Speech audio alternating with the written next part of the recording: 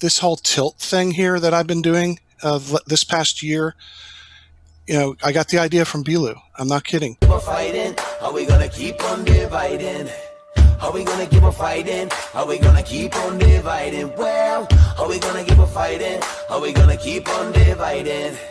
Are we gonna keep on fighting? Are we gonna keep on dividing? Well, sound level. Yes, from the level of that end at the left side, yes. So this would be 8 inches lower on this side, if you're here. Mm-hmm. But if you're stood here, yes, then would this one be 8 inches higher? No. It would be 8 inches lower. 8 inches lower, right. So what we've got to do is we've got to imagine this line here, this straight line, sloping this way if you stood here, and this one sloping that way if you stood over here. Yeah. Or can we just go with reality? But that wouldn't mean that horizontals intersect, because they're meant to be parallel with the horizon.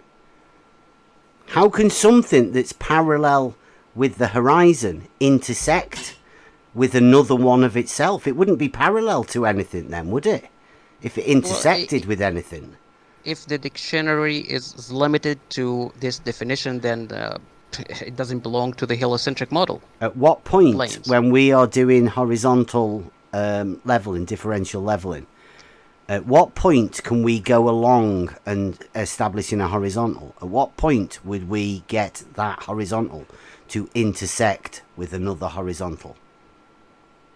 Mathematically, it starts from 1 foot, but that's not observable and we cannot see it. But let's say on a mile, that could be detected. Okay, so when it says, I'll go back again to the mathematical, it says plane parallel to that of the horizon. So how do you get a plane that's parallel to the horizon to intersect with another plane that is also parallel to the horizon? Because each of those two observers has different horizons. We did a modus tollens, right? If the Earth is a spherical object, P, then the surface of liquid water must curve, Q. Yes. Yeah. Well, a water level is a tool for establishing a horizontal plane of reference. That doesn't curve, therefore negate Q. No, not Q. Not Q means, therefore, not P. The Earth is not a spherical object. I think you just jumped one of the steps. Which step? You just took the usage of a water level, yep, and you convert this to a proof. Yes, a modus tollens. No, if the 3 points are not on the same straight line, then the Earth is a sphere. If they are all the 3 points, the level of the water, are on the same line, then the Earth is flat. Yeah, well, that's what when we did this first and we started off, they were all on the same straight line. That's what you said. You laid them all out. You laid them all. So were you just sort of mentally preparing yourself? No, because at the start when I started saying on the globe would be like this, you said no, just look at this. Yeah, in reality, that's all I said. Just look at it in reality. Don't imagine models. Just look at this realistically, is what I said. Well, we don't have models here. We don't live in model land. We look at things in a realistic way, and we use the actual methods that people do in real life to use these tools. The water level is the horizontal, and you can put it at any point you want. You can lift it up above your head. You can put it underneath your feet. But in order to have it as a horizontal, it needs to be in a very particular position. And that position is where neither end is neither higher nor lower in a plane. So that means you can turn it through 90 degrees and do the same again. there would never be any line that you can put on that plane that has any part of it that is higher nor lower than any other part of the line. That's what horizontal means. Now, if there's another tube in the center, the line between those two tubes that I'm looking at, it will be higher. The center one will be higher now. You've changed your tack. No, over a large distance. Have you just maneuvered yourself into the Kozlowski-Bislin Hump? No, model? this doesn't require Kozlowski or anyone. It's just Yeah, it if does. the Earth, He's the one that's described them. Jesse and Walter Bislin made a model for Jesse, right? That has a hump in the middle. That's why we call it the Kozlowski-Bislin Hump. No, I didn't see that. But no, I know you didn't say that because you don't realise. But that's what you've done before when we went to that picture. And you had the middle one on the same horizontal. Are you changing your mind now? No, I didn't change, but you stopped me from talking about the globe and the flat Earth. You said, no, just look at reality. I said, okay, we're talking just pure, on this, what I see on that whiteboard. I'm not thinking about the globe at that moment, because you stopped me. I'm sorry. I told you to live in reality. It just took you away from your globe model for a moment. And you stepped into reality and you had a horizontal level. Flat Earth is not reality, so I was in reality. Nobody's talking about flat Earth. Like, you just brought it up. The globe is the reality. Remember, this is Crowe going through his reality. Yeah. Bev. Okay. How's that? Right, now this is the actual water level. Right, Crowe, I don't want to put anything on you, right? Okay. He's got a tube here at this end, here. Right, I'm not going to fill it up or anything. I'm not going to do anything with it. This is on you. We're going to have a water level at the other end. Where are we going to have that? Are we going to have it? Well, what's the distance? Yeah. We'll have this bit here, across from here to here. It's 32 inches. Yeah? 1 mile equals 32 inches in reality. So that's the scale. Yeah? 1 to 32 inches. 1 mile, 32 inches. Okay. Yeah. We're going to play this. This vertical scale will play real scale, right? 1 to 1 on the vertical scale. 1 mile to 32 inches on the horizontal. And for the vertical? Is it like realistic? 1 to 1, okay. Real terms, right? Mm-hmm. Okay, so 1 mile, we've got a tube at this end. Can I do another one over here? Yeah, okay. I can draw another tube here. Right, so that's the other tube. Yeah? Can we join these up now? Can we verify this is Crowe's reality? Yeah. Now, can I fill these up so they are level? Yes, you can. Okay. What I'm saying level is equal. Both sides. Neither higher nor lower.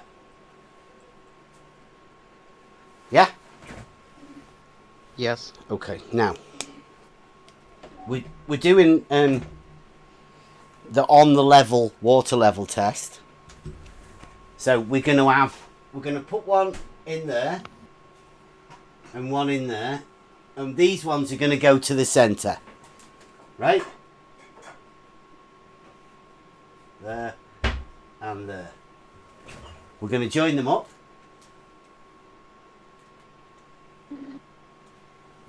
Oh. Water leaking out. Now, I'm going to fill this up. I'm going to fill it up there to that level. The same level as the one outside it. Yeah? You okay with that? Yes, I'm okay with that. What happens to these two?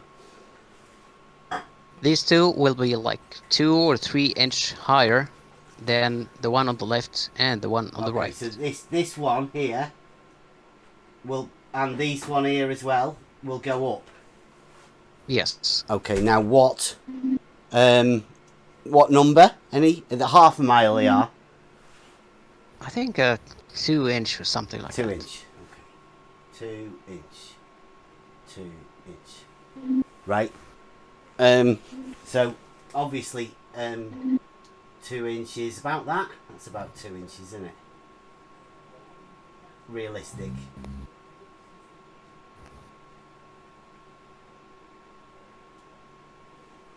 Okay. Okay. Now we're going to tap this middle one in.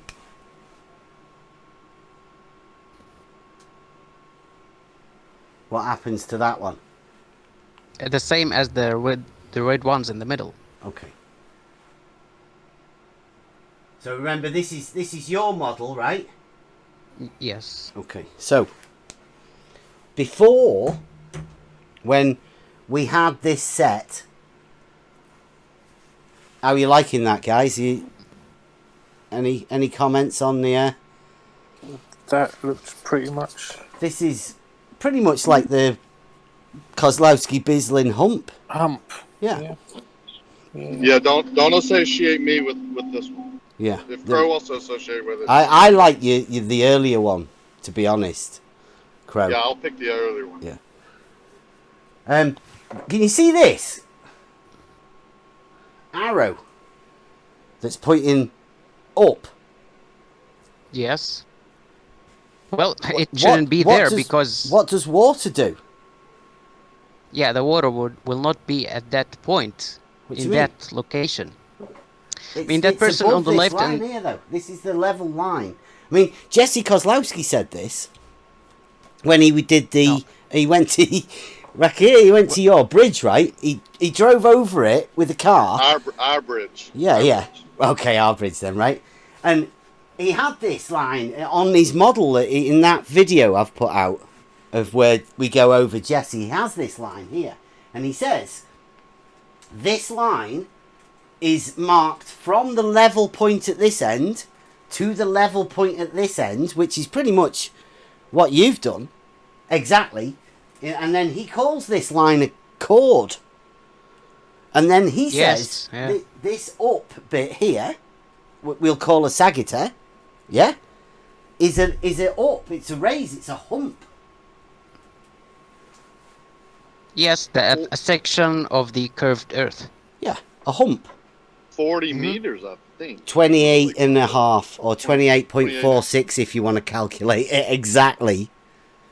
That's a lot. Yeah, calculate it. If you calculate it correctly, you get 28.46. So you say this, so when we do our water level at the canal and we set a horizontal and it goes all the way across, we're going to mark, because let's say we'll put a post in here. Right, and we mark that because that's a horizontal, and this one here is marked there. That's also a horizontal, and then there would be one in the middle, wouldn't there? And then when you mark that horizontal, it'd be there. Right, so this measurement here, right, would be measurable, wouldn't it, on this post? Yes, the 2 inch that at we 2 talk inches, about. right? So if you're here, right, then that would make this one at the same level. No. And this one here Should be 2 inches higher. 2 inches higher from the chord or from the baseline. Yeah, from the level between them. From the level of this one to this one, and from the outside. That's what Jesse Kozlowski says. It's a chord. Yeah, and that's why some people want to make fishing. The fishing line thing is a good thing, I think. The fishing line thing. Well, let's stay right here, right? I've You never just moved that line up 2 inches. Yeah. Yeah, No. see, look. No, that line does not exist. That one would be For there, horizontal. and then if we put that there, No, that's not like horizontal. that one would be the parallel. Oof. So if this one here, I hate to stop you, Bev, but he just said that those two lines weren't horizontal. He's backtracking on his reality now. Earlier, well, no, it was we horizontal. haven't mentioned horizontal yet. I mean, like, Well, he No, just said I those say two lines. I say that line is not real. This is a line from a point to a point Yeah, yeah. through the curvature of the water. yeah, but Euclidean horizontal. geometry, right? No, that's A not point, horizontal. a point, and a point, and then a line that is the closest short path from one to the other is a straight line. I mean, that's what we did. We put a straight line from the level to the level, to the point, Yes, to the point. yes, Straight that's line. a straight. I agree. That's a And straight that line, straight but line is perpendicular to a vertical. You know In what the we center, call yes. straight lines that are perpendicular to verticals? We call them horizontals. no. Yeah.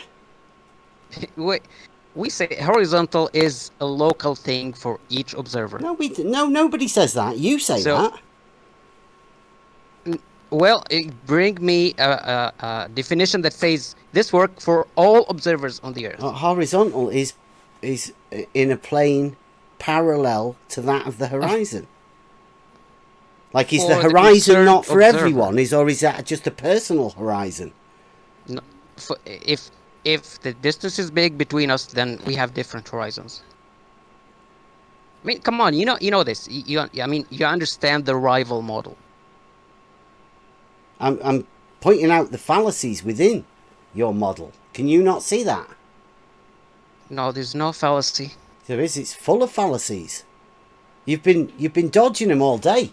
You just had to backtrack to put this 2 inches here. Oh, can anyone hear me? Yeah.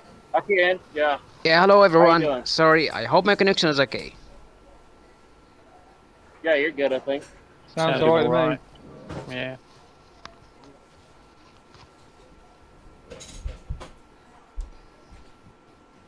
So, what's the topic today? Yeah, have you heard about Bev's water test? Yes, I level think test? when he. Yeah. It's aimed to do what exactly? Oh, bit of roboting going on there, Crowe. Yeah, Yeah. a little bit of robot.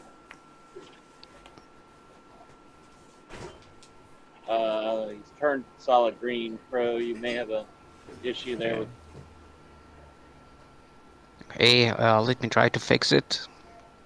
I can hear you now. What's his accent? Now it's okay. I didn't do anything. I don't know. Just my connection, I think, sucks. Uh-oh.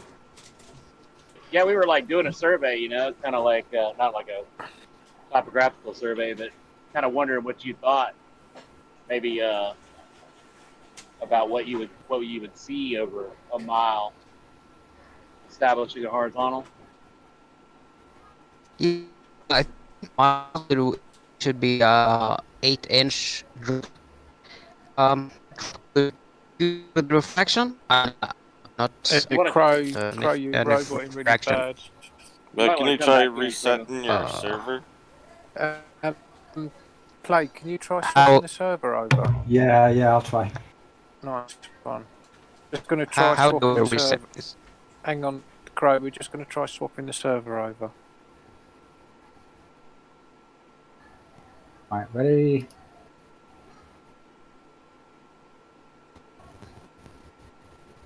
We've now transported to Europe. Hello, Crowe, are you there? 1, 2, 3, 4, 5. Yeah, you're still clipping a bit. Can you try going out and coming back in, like reset your server, Crowe? Yeah. Okay. Hang on, that might have done it. I just reset the server. Oh, he was still clipping pretty good. Yeah, Meh. you're never bloody happy, are you? 8 inches, eh? You Canadians. We got an 8-incher. Yep, definitely an 8-incher. He's not shy.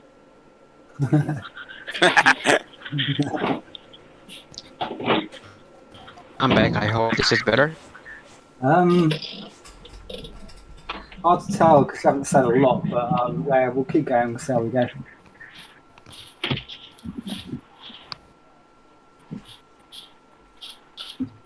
Check. Right, I missed all of that. Can we recap? Where is it that Crowe actually stands? What's his belief system? I'm a glober. Yeah, appreciate that. I feel sorry for you, but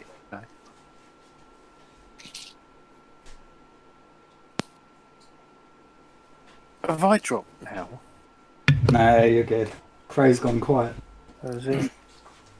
Yeah, I can't really lead the conversation, because I got my rattling door and everything. But Yeah, I'll be back in a minute. I'm just making a beer. We'll just all sit here and be quiet for a while. Well, but Crowe started. He said he's a baller, and then that was it. It was like that was the be all and end all to his existence. Maybe his connection's dropped. Are you still there, Crow? Maybe. Crowe, are you I think Crowe was bought for. Your connection's really bad now. Are you able to get a better connection, Crowe, or this Yeah, is what you're stuck with? No, at this time, this is where I'm stuck with. So I'm sorry to disappoint you. Oh, it's must be alright. away You're from your, good right now. must be away from your desktop.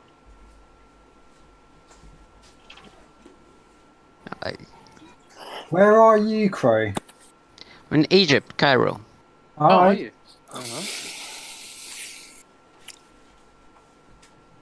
Who built the pyramids? The Egyptians. How did they build them? How did they build them? They carry the stones. They put one on top of another, and that's it. Yeah. Well, Simple. In 20 years, yeah.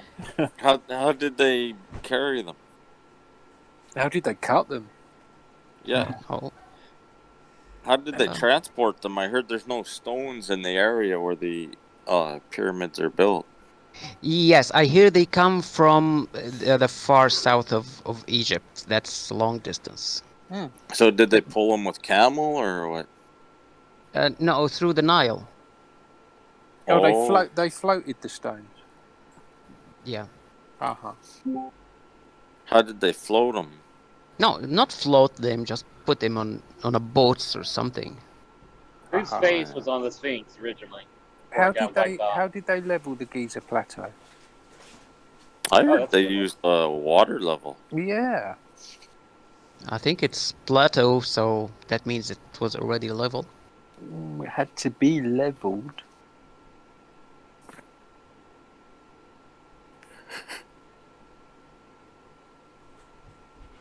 Do you use the expression inshallah? Say again? Inshallah? No. What? Repeat the question from the start. I didn't get it. Oh, do you say the expression inshallah? Salah? So you mean like prayer? No, God willing. Isn't that how you say it? Inshallah? Yes, inshallah. Do you say that all the time?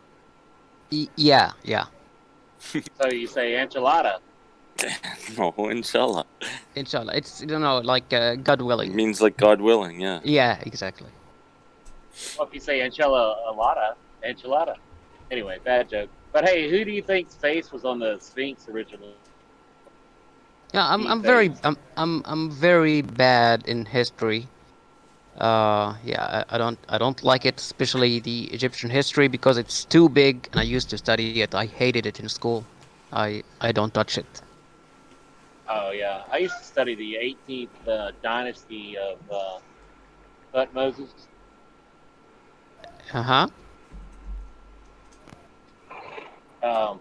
Yeah, that was pretty interesting. How it correlates with the, with Moses, the Egyptian history of the 18th dynasty. Okay, good. That Moses was a pharaoh. It might have actually been Moses. Is it the pharaohs hated the Jews mainly because they were they grew at the time of the Hyksos, and so when the leadership changes, whoever was close to the leadership gets hated. Yeah. Yeah, I thought so. What's your thought of the Exodus? Do you think it happened? Yeah. As a matter of fact, we celebrate it. Oh, really? You celebrate that the Jews got the heck out of there? Yeah. Yeah, we fastened that day. Really?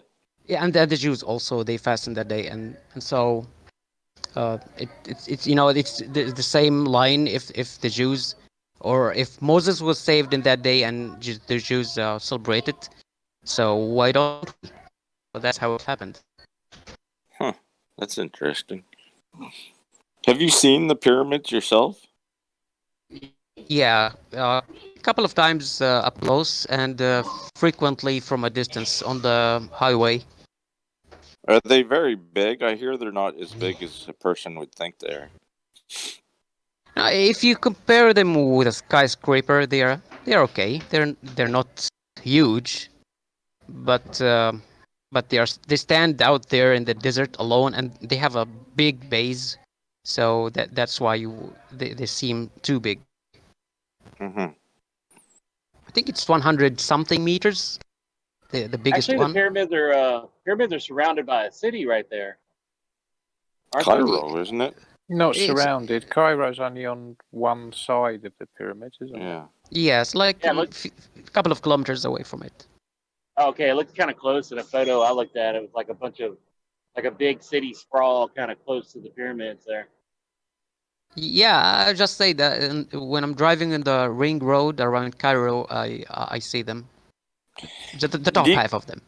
Do you guys have any local festivals or like religious days that are connected to the pyramids? You know what I mean? Well, there's only one celebration which I don't know what's the date, and it kind of like it's being done just only within the Ministry of Tourists or something like that. It's the celebration for the Nile. This is the very old one. Why would you have a celebration for the Exodus? Say again? Why would you have a celebration for the Exodus?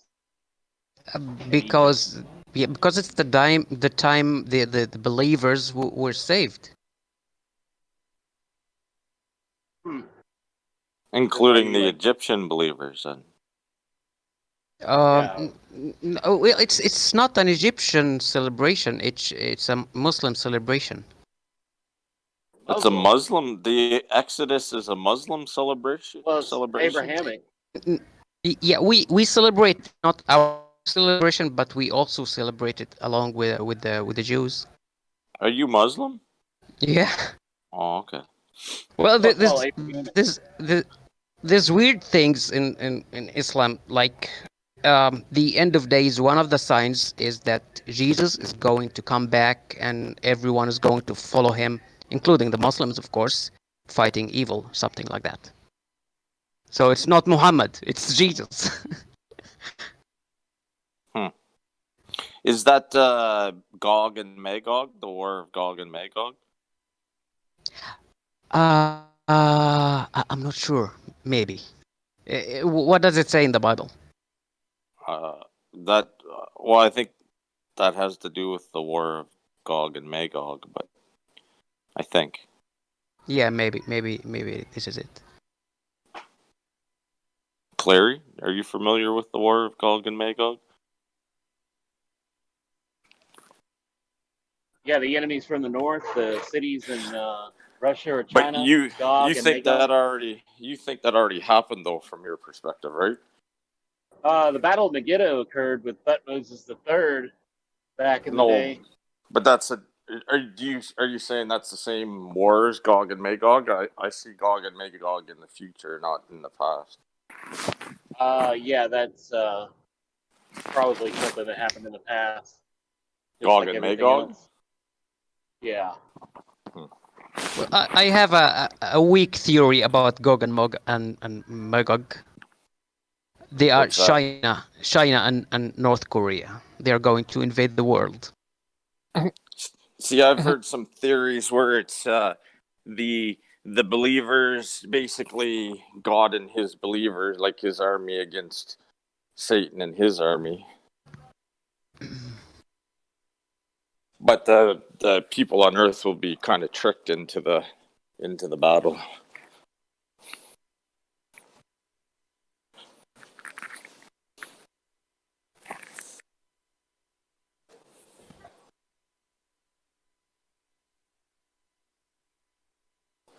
What? No, maybe the demons versus us and God's army, or I us guess it against just depends God on and what you're his smoking. army. Well, yeah, that's the thing with all that stuff. You can look at it in a bunch of different ways, right? Everybody has their own understanding. That's why it was written like that. Well, that's just those types of things that are kind of left open to understanding.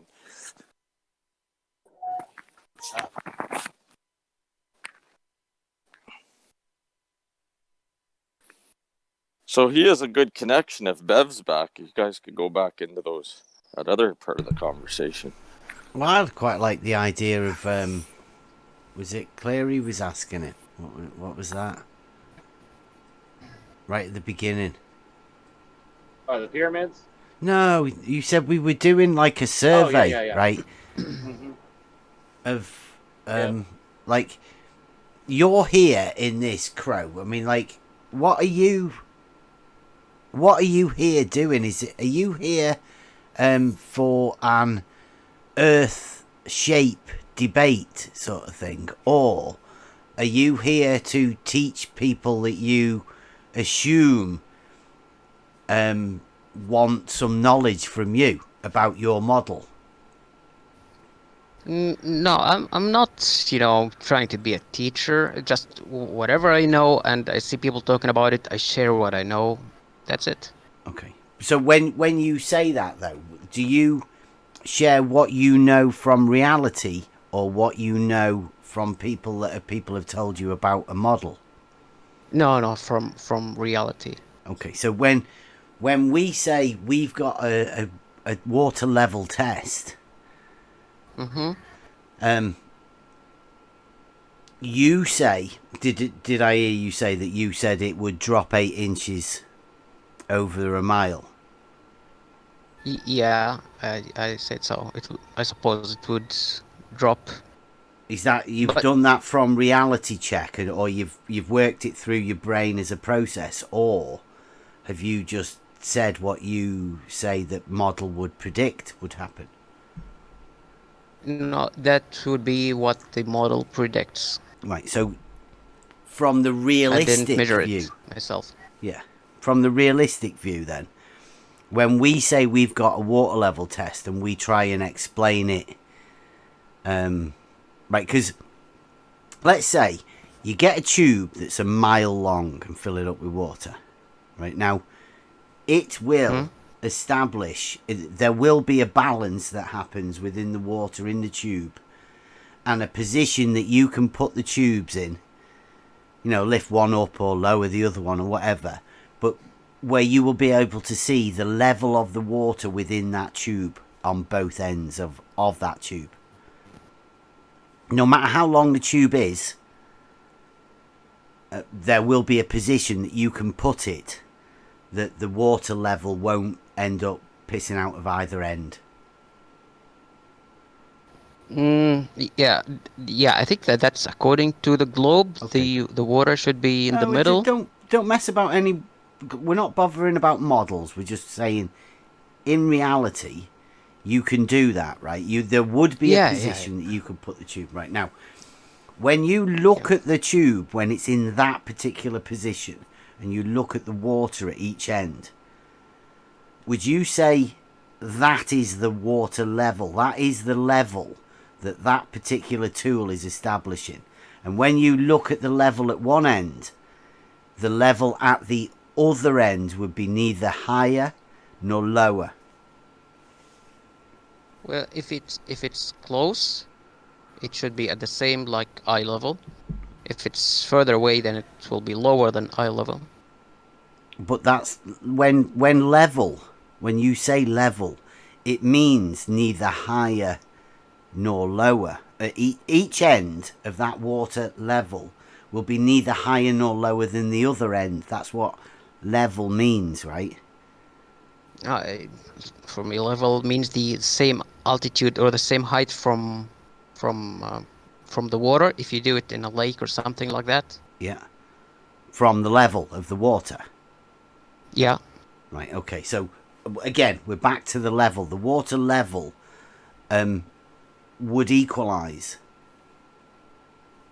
Yes. And that is what you are calling level, right? An equalization. Now, anywhere. Hold on. I just want to explain something. There's a vision in my mind when we're talking, so I just want to speak it out. Yeah. To correct me. When you talk about 1 mile and stuff like that, I imagine, that water level that's made by tubes. That's what I imagine. You have one tube at your end and another tube a mile away, and they're both connected, and the water level we can see it in both tubes, in the vertical tubes. Is that okay to imagine it this way, or are you talking about like small water level? I've got a water level. Do you want me to get the camera on? Let me just make sure. The small yellow one? No, that's not a water level. Like, I might have to put. Give me a channel. I've got to put. Yeah, okay. I can drop that animation into the okay. debate discussion if you want, Bev. I'm just finding it now. There you go. Right, if you have a look in debate discussion. Debate discussion. Nothing here yet. No, Maybe I'm just dropping it in there now. Yeah, okay. Right, there you go. Have a look at that animation. It's only a minute or so long. Okay. And this is exact. Have you ever seen the test? Because I can run you through it on the whiteboard if. Yeah, I see it. Yeah, okay. That's what I imagine. And the distance between the two tubes is like 1 mile. Mm-hmm. Yeah, okay. Well, it can be any distance. It can be a couple of meters up to, 100 meters, 200 meters up to a mile. We're good. I'm with you more. now. Yeah. Okay, I'm sorry for interrupting, Bev. I just wanted to make sure we're on the same page. Right. Well, I was just cleaning the board off. I'll put the camera on. It's okay. I've seen the animation. That's fine. Do you see it too? It does help though if you get to actually see it on the. Okay. On the board. Right, you see that there? Yeah, I see it. Okay. Everyone else see that? Right, so.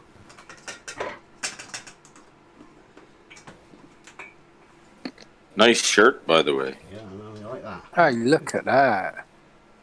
And the front as well. Is that the new one, Bev? No. It comes next week. Right, because that's the original. Yeah, this was one. Yeah, I see it. It's good. So is that beer? It's just we've got a little bit of red food colouring in it. Yeah. Okay. Right. So they equalise. Always. Yeah. No. So no matter where they are, one's here. Like they always equalise out. Yeah. Sure. Right. So those two are level, even though they don't look level, because that's the cameras coming into effect, right? Yeah, of course. So levels don't always look level if you're not looking at them from the same level, right? Yeah.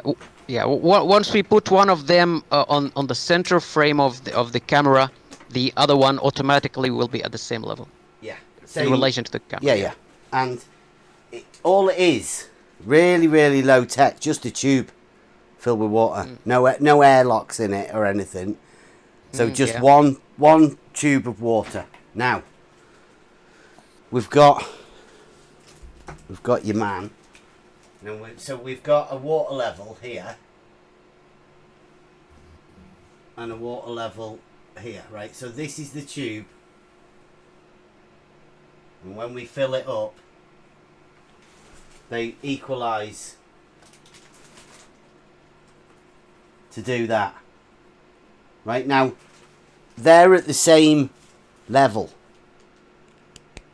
That's what we understand level to be, right? The water level dictates the level to me. So that's a horizontal, right? From there, you can draw a line straight across to there. Would you agree with that? Yeah, that's it. Yeah, that's horizontal. Yeah. Yeah. So It that's doesn't matter about the actual pipe itself. It's purely about the water.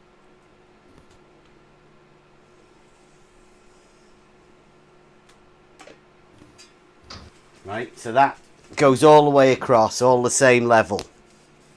Now, our test has, what we do is, we put a red level in there, and another red level in there.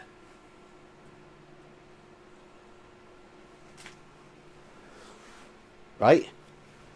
Do you get that? Okay. Yeah. So this here, this distance of this one all the way across here, that's 1 mile. Yeah, equals 32 inches. So then these ones here would be half a mile, 16 inches. Right? So that's the scale. Okay. 16 inches, half a mile, 16 inches, half a mile, 1 mile across, 32 inches. Now, on the scale, on the vertical scale, we're going to have a normal, realistic view, right? So, you said originally that this end here, or this end here, sorry, it was, wasn't it, would be 8 inches lower than this end. Yes, from the level of that end at the left side. Yes. So this would be 8 inches lower on this side, if you're Yeah. here. Mm-hmm. But if you're stood here, Yes. then would this one be 8 inches higher? No. No. It would be 8 inches lower. 8 inches lower, right. So what we've got to do is we've got to imagine this line here, this straight line, sloping this way if you stood here, and this one sloping that way if you stood over here. Yeah. Or yeah, can we just go with reality? So what I'd say is, like, we fill this one up as well. This is an arrangement of the water levels.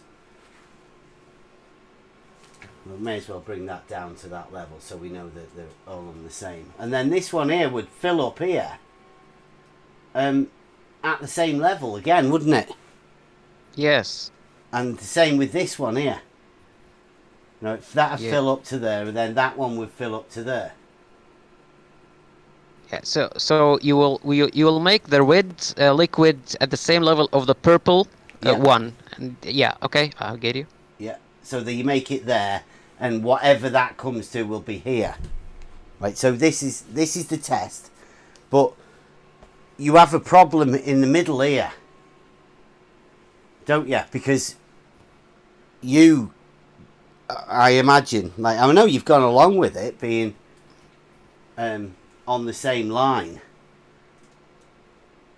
but is that all right? Because I mean, you do imagine there's a drop, don't you? Yeah. So when you imagine that's a drop, you do actually imagine that this is actually lower.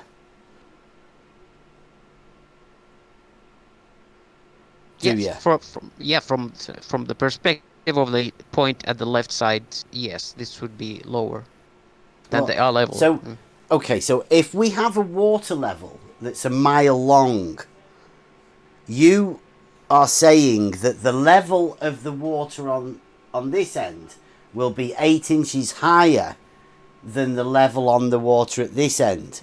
So in order to establish a horizontal, are you imagining there would be a calculation that you move this one up as a function of distance? Yes, it's either I do that or I use a shorter water level. Well, like these ones, half mile, half of the distance. No, like a couple of feet. No, water levels come normally when you buy them. They come with a 10-meter tube, so 2 feet is ridiculous. You wouldn't use a water level over 2 feet. That would be stupid. 10 meters is okay, but more than that, Well, I've got a water level with 100 meters, and we've put one of these in the middle and sighted it at one end, like there. We've done that, sighted that, turned it round, and this one has been exactly in the crosshairs of this thing. So that would that would show to be prove that these water levels are at the same end, same height. They're at the same horizontal. Okay, so why don't you use the same tool with the 1 mile? Yeah, we can. Yeah, horizontal. Mhm. Yeah, you would end up establishing a horizontal because it's all on the same straight line, right? So what we're gonna get at here is we put another water level in there and tap that in. What would happen to the water level in this tube? It's connected to the purple one. Yeah. It will be at the same level like the red ones. Like the red ones, okay. Wow, brilliant. You definitely live in reality, right? But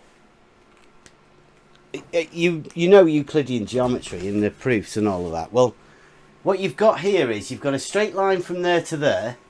You've got a straight line from there to there. You've also got a straight line from there to there. So that would go to prove, actual proof within geometry, that 2 straight lines can't share a common segment. They turn into one line. Okay, but you still have to put your device in the middle to look one side and then look at the other side to make sure that those water level... Water level is a water level. What are you making sure of? Yeah, you said you did it with the 100 meter using this device and it showed no drop. Yeah, of course it is. This is with the the 1 water mile. level. Yeah, it's a tool for establishing a horizontal plane of reference, just like the auto level.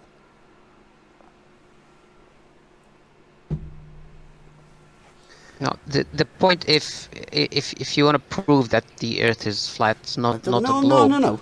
No. Listen. I can prove that the Earth is not flat. There's elevation changes. There's like if I move this down there, the water will come out of it. The water will find its own equilibrium across the two. It will find a balance. So that balance, no matter how long that tube is, would never leave this one lower, because the water will come out. It will pour out. Yes. So that level, that when we say level and we say it's horizontal, that's based on this. That is a plumb bob.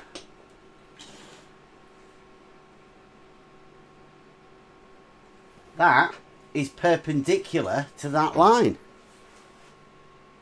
This is a vertical. That is a horizontal. They're perpendicular to each other. Now, you can do this anywhere. You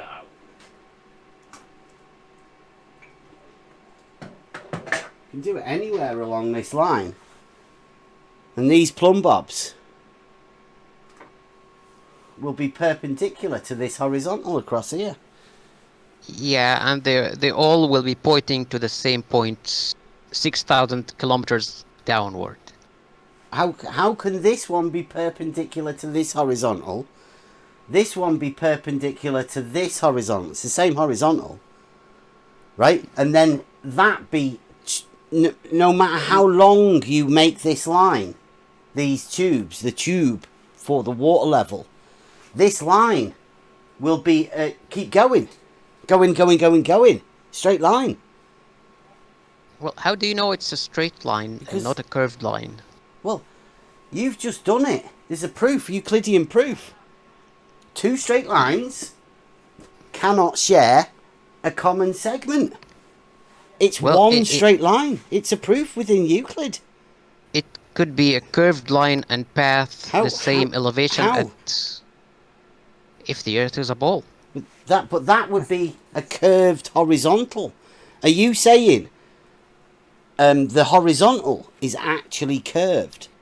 Horizontal is a description of a direction or elevation, not perpendicular of a to line. vertical. Perpendicular to vertical, yes, at that point, but not at the point next to it. Do you know what a perpendicular is? Perpendicular, 90 degrees? Yeah, a line. So, here, I'll show you one line. Here's a line. Now, how do you get a perpendicular to that line? I make a 90 degrees from that line. So you go like that? Yeah. Right, so this is perpendicular to this one. Sure, yeah.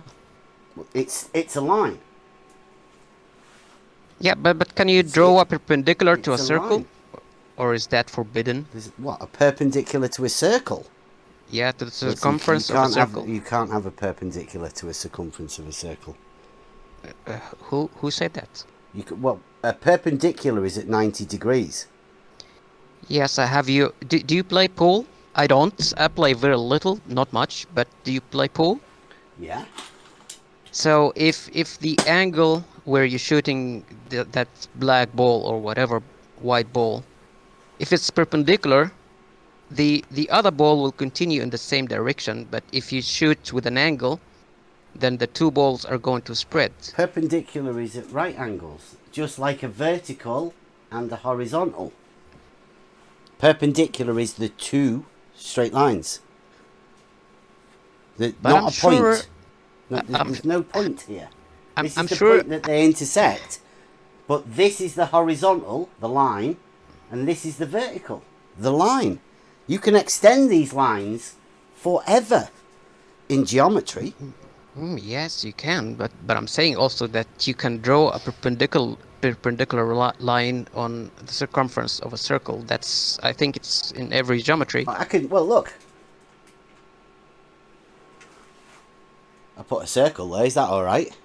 I mean, like, do you just like to have circles? I can put another one here. Look. Does that mean that either of these lines are not perpendicular? Or does that just mean I've drawn a circle on two perpendicular lines? No, I can just draw a circle, and from the center of that circle, if I draw the radius is going to be perpendicular. Do you think yes, like that. Right. Yes, well, how much Euclidean geometry have you done? Euclidean? The normal geometry that we study? Yeah. Yeah, I know a little bit. What do you understand of them? Do you understand the axioms? I'm not familiar with the term in English. What's they're axiom? rules that can't be broken, right? They're the rules of the geometry. Yeah. Okay. Right. Yeah. Now, I'm with you. one of them, think number 9. I can't remember. So if you can refresh my memory. Okay. I'll tell you now. It says all right angles are equal. Right, and it makes sense because They would have to be, wouldn't they? Like 90, here, all of them 90, this yeah. right angle, that right angle, that right angle, 90, 90, 90, 90, add up 360. Mm-hmm. Yep. Now, Yeah. here, so you've assumed that this is a perpendicular, right? We'll give you the chance, right? There's no such thing as an angle to a curve. But would you say that angle and that angle is the same as this angle and this angle? At the tangent point, yes. What? Sorry, an angle at a tangent point. Yeah. What's that? I mean, you see, I'll give you a point. There. See that? It's not really, because that's an actual point, right? There's something there, but an actual point is nothing. Right? It is that of which has no parts in Euclidean geometry. So, how can you measure the angle there? It's a point. How can I measure an angle on You a just point said you if can. It's a point. You said you can. You said No, you I said can a make circle. right angles at the point. There. Oh, okay. Yes, I get you. I mean, at the tangent of the Again, intersection. like that, tangent. Put a line there. Yeah? So, again, we've got two straight lines. What's your curve doing? It's an imaginary curve, right? You need two straight lines in order to do a curve. And in order to keep all right angles the same, you have to have two straight lines. Yes, we're on the same page now. Okay. Yeah, so. So perpendicular's two straight lines. Yes, And one of them is the vertical. This is a horizontal that goes all the way across from one side to the other. One straight line, one horizontal. And every plumb bob that hits that horizontal would be perpendicular to it. Wouldn't it? No, I think the point of disagreement here is that I'm saying that line would be curved and we will have horizontal and perpendicular for each point, different than the other. How? Well, you say, are you saying that if I drop a vertical here on this horizontal, another one here, look. No, not that horizontal. Well, that's horizontal. That was the horizontal. That's another vertical because it's perpendicular to it. You are using the horizontal of the other tangent point. Now, on that circle, you have goes all the way across. It's a straight line. A horizontal is a straight line. Well, you see how we explained it on the circle when you put the imaginary line? You made like a cross. So there would be another cross. That would be vertical, and that would be horizontal. Yeah. Yes, so if you make another vertical like that one, originating from the center of that circle. What do you mean? Origin, it would be there, again. Oof. The only one, the only vertical you can make is that. Look. Okay, how about you do another one 30 degrees to that one? Like this. So look, we'll put that circle there, and we'll put that. Oh, it's got a thing on it. It's got a magnet on it. Okay, so the plumb bob comes down there, the vertical. This is how we establish vertical plumb bob. I've put a circle here for you. Now that's vertical. That's straight line. And what were you saying you wanted us to do? The other vertical would be like if you say 30 degrees from that plumb bob to the left side. Let's say we do that, like that. No. The same. That wouldn't be vertical at that time. Yeah, this is a vertical. This is an actual real life, real time vertical machine. This one here is a real life horizontal machine. The two of them are completely separate, right? But it just turns out that these two perpendicular. It's fantastic, isn't it? No, because we base the whole geometry system on it. It's called Euclidean geometry. Yeah, Euclidean is okay, but the point is, give me a minute. Mm-hmm. if you draw a circle and take a line from the center of that circle and spread it outward, all right, and you make another line from that center, maybe 30 degrees in between them, until it intersects the circumference. So we'll have two lines cutting the circumference of that circle. Okay, give us a second. Horizontal line.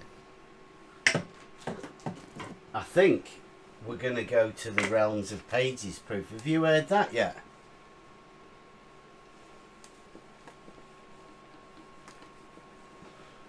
Have you? Have you heard of pages proof yet, Crowe? You get jealous.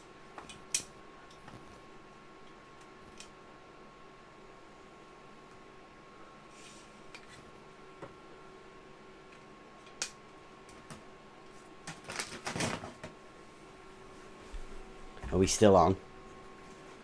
Yeah. Yeah. Okay. So,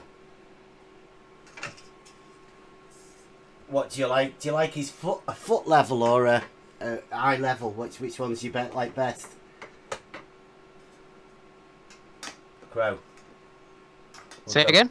Do you like foot level or eye level? Which, when you think of the sphere, which one do you like best? Where's your tangent? Where's your favourite tangent? Eye or foot?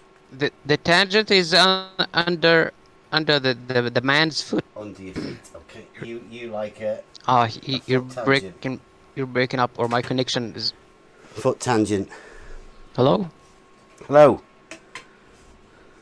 How am I for everybody else? Yeah, the camera froze. I think at my end at least. Okay. Can you see that now then? Can everyone see that? Yeah, that's the tangent for that man standing. Okay, so that we call that horizontal. Horizontal for that man or for us? That's a horizontal, like it's the water level is established in a horizontal plane, right? Yes, okay. Okay. Or in fact, we'll give him an auto level. Right? Just so we can make sure he establishing his horizontal all the way across there, right? Okay. Okay, now that's a horizontal. Yes, of course. What was it you wanted us to do? Okay, draw another man in the middle of the arc. Here? He will have a different horizontal. On the line, on the circumference of the arc. This guy here? Yes. Yeah. But why is he leaning? He's not. He's leaning in relation to the surface he's standing on. Yeah, he's climbing up this hill. This guy's up there. He's above him. Obviously. Oof. This is a hill. Okay, I thought you're drawing the earth. Well, it's a horizontal. You wanted a curve. Yeah? I thought this is the earth, like quarter of the earth. Well, what I would do is, because we're doing pages proof, so you have a vertical here for this fella. No, that's not vertical for him. That's vertical for the first one. Yeah, that's what I'm saying. This one here. Yeah. No, the vertical for the next person is perpendicular on the tangent underneath him. Okay, but this is, we'll call this one like a geometric vertical, right? Because it is perpendicular to the horizontal. For person A, that's perpendicular to his horizon. Okay, Yeah. We're going to call this guy here guy B. Yeah? Now, what was it you wanted me to do for a line for him? Hello? Hello? Do you want me to draw I think a point from the circumference from the center for him? Yes, yes. And what we'll do is we'll that's get a radius, right? And we'll extend that radius. Yeah? Like that. How's that? Yeah, that's the vertical. Maybe a That's bit the too vertical much, for that. him. Well, that's a... That's okay. That's a vertical like a testicle. Vertical. One of those verticals like a testicle. Brad showed us that. Because it's not the same, is it? Like, see this here? This angle. See, what would you call that angle? What would it describe, that angle? Yeah. Go on. It's that angle wouldn't describe anything. It's in between two straight lines. That is an angle. Well, that angle is based on someone standing so far away from him. We can do it, of course, we can calculate it, but what's the meaning of that angle? Well, can you describe that angle? It's vertical to the horizontal line from the observer A. It's it's the angle between the vertical and the vertical of the horizon for the person number 1. Yeah. I mean, that's how to describe it. I don't see it being very useful, but look, that's how. So you've got this vertical. This is the vertical, like the real vertical, that's perpendicular to the horizontal that's being set there. Right, so this blue line here that you've just decided you want to draw, that is really just an extension of a radius. It's not really a vertical at all, because look, you've got an angle from your vertical like a testicle, to the actual vertical, a real vertical, in real life. One that's perpendicular to horizontal.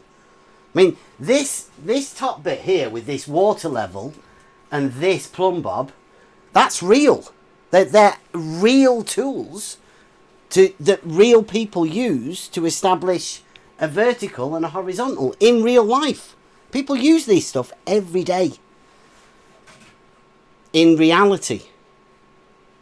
Right? This blue line here that you've just drawn off is somehow you have to measure an angle from here, from this real vertical, difference. It's real for us, but not real for the person. What do you mean? What I mean is the vertical for that person number 2 is that blue line. That's the vertical for him. He's standing, leaning to the sides. His legs is towards the center you've of got that a problem circle. though. There is an angular difference between a vertical and a vertical. That's ridiculous, No, that right? other one is not. That's not vertical. I say that the vertical from the horizontal of the other person, not that person. That is horizontal is set by a tool. Yeah, that establishes that a person, horizontal. Yeah. Would all verticals, like, because this here, see this, right? That's a tool. Now, when I'm using that with the auto level, this has to be vertical, right? Has to be. So you've got the guy with an auto level, and he has to have the vertical like this. It has to be vertical here, here, here, wherever he's looking. Always vertical, always horizontal. This tool establishes a horizontal, and you measure the vertical distance. Vertical is the line going from my feet to the center of the Earth in the heliocentric model. No, that in your model, that's called a radius. It's At not least vertical. in the heliocentric model. I'm not talking about what you think. Well, yeah. Or what you... yeah. You think a radius is a vertical. But that's your model. Yes, okay. So, Okay, just to clear some confusion, if you can draw a circle and put two person in two different places on a circle, according to your understanding of the globe. My How would that? understanding Yeah. of the globe is just a model. You can't stand on it. It would be like a circus act. It's just a model. It's not real. So This is real. Cannot, these tools, yeah, these are real tools. I'm not talking about that. I'm asking how do you imagine if the Earth is a ball and there's something that's called gravity? How would people stand up on that ball? Like this, vertical and horizontal. Exactly like this. It's described geometrically. Like and the person... shown in practice. How do you imagine people do I it? imagine that person number A would standing as you put, and person number B would be standing. The vertical for him would be the blue line. Right. So you believe that the horizontals intersect. Exactly. Yes. Exactly. Yeah. When have you ever heard of a horizontal intersecting with anything, with another horizontal? All the time. Have you ever looked at the dictionary definition of a horizontal? No, I don't do. What would you imagine the dictionary definition of a horizontal to be? Well, I don't care about the definition. If we agree on Don't some care about understanding the definition. how the model would look like, then we can confirm if that is happening or not. It says horizontal is what was it? Parallel to the horizon. Right? So if horizontal, it's obviously a straight line, it's because it's a perpendicular, right?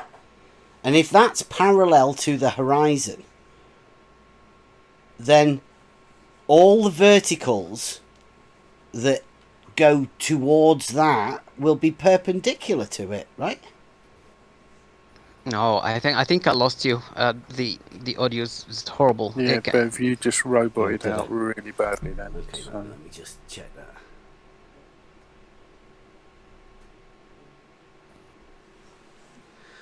Okay. Do you just want to cover that last point again? Yeah. Bev? Where were we at?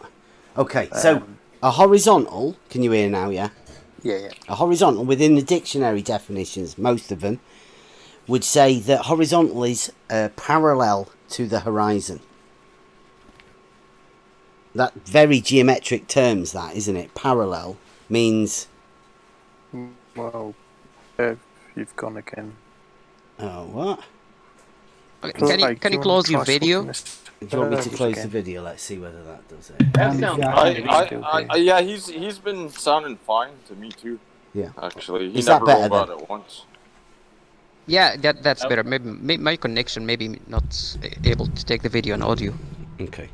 So, if all of the horizontals are parallel with the horizon, then every vertical that is dropped on a horizontal will all be perpendicular to it. If all these horizontals are parallel, then yes. Well, that's what they are, parallel with the horizon. Like, what the initial question was to ask you, at what point have you ever heard that horizontals would intersect? Yes, like for example, during the equinox, when you see the sun at the horizon, but someone else doesn't see it on the horizon, it's in different position in relation to the horizon, so he doesn't share the same horizon as the other one who sees the sun on the horizon. Well, it's a different person, right, in a different place, but that wouldn't mean that horizontals intersect, because they're meant to be parallel with the horizon. How can something that's parallel with the horizon intersect with another one of itself? It wouldn't be parallel to anything then, would it? If it intersected with anything. If the dictionary is limited to this definition, then it doesn't belong to the heliocentric model. Okay, so what definition are you going to find to show that horizontals can in fact intersect? Do you have any reference for it at all, other than my model dictates that I'm going to have to call a radius or the extension of a radius a vertical, or even just a radius a vertical, a tangent a horizontal, then I can say that all horizontals intersect with each other?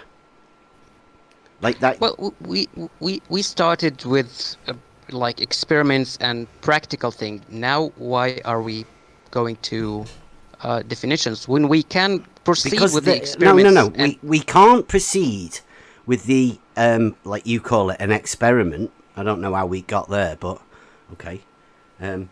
How can we proceed with an experiment when you don't understand what horizontal is? You've just dismissed all dictionary definitions of horizontal because it doesn't appear to be right with you, because it says parallel to the horizon. Well, I don't know what other kind of definition would be satisfying to you to just to eliminate this one. Anyone that you can find that says horizontals intersect with each other. Well, not horizontals. The horizon for everyone intersects with another one. So yeah, so you're saying that a line horizontal that is parallel to the horizon, right, intersects with something that it is parallel to. Do you know what parallel means? No, it intersects with the horizontal for other person, far away from this one. Yeah, you said horizontals intersect, but how do horizontals intersect when they are parallel? I don't think I could find this specific explanation in a dictionary. Do you want me to know where somebody said it? Fight the Flat Earth said it. He said that once you take Euclidean geometry and throw the fifth postulate out of the window, right, you can then replace all of the things within it, like, and then say straight lines bend and parallel lines intersect. He said that. If you want to calculate something on a sphere, you need to take that fifth postulate and throw it out the window and replace it with things like parallel lines can intersect. Parallel lines can intersect. The internal angles of a triangle can equal more than 180. The internal angles of a triangle can equal more than 180. Straight lines can curve. Straight lines can curve. Straight lines can curve. Level can be curved, because level means a height above a certain object. And if two heights above a globe are 10 meters above that height, no matter how far apart they are, that line that is connected is straight and level to the ground underneath it. Okay, so just to say that straight lines can't curve, therefore the earth is flat, is fucking stupid. I mean, like, you've just you're sort of confirming that for him. No, I don't like saying parallel line on the globe would intersect. They are not lines, they are curves. And curves can intersect. Well, why can't they're curving in one dimension. Right, but that's not horizontal, right? Horizontal is a straight line. Yeah, horizontal is defined by a position. Like, horizontal for me is not horizontal for someone in the UK. A horizontal is a very definite position, and it means it's perpendicular to vertical, or neither higher nor lower at either end. Well, does it say that horizontal is horizontal for everyone on the Earth? Does the definition say that? Why was that? Is that one of your requirements? Because how could a horizontal be the same for everybody when if I hold a level up and like lift it up 6 inches, it would still be I could still make it horizontal, but it wouldn't be the same horizontal as the one 6 inches below it, would it? So it couldn't ever possibly be the same horizontal for everyone. But however, horizontal is defined as being parallel to the horizon. Do you want me to find you some? I'll go and get you some. We've got a website, right? That's got some on the level.live. Yeah. Shout out.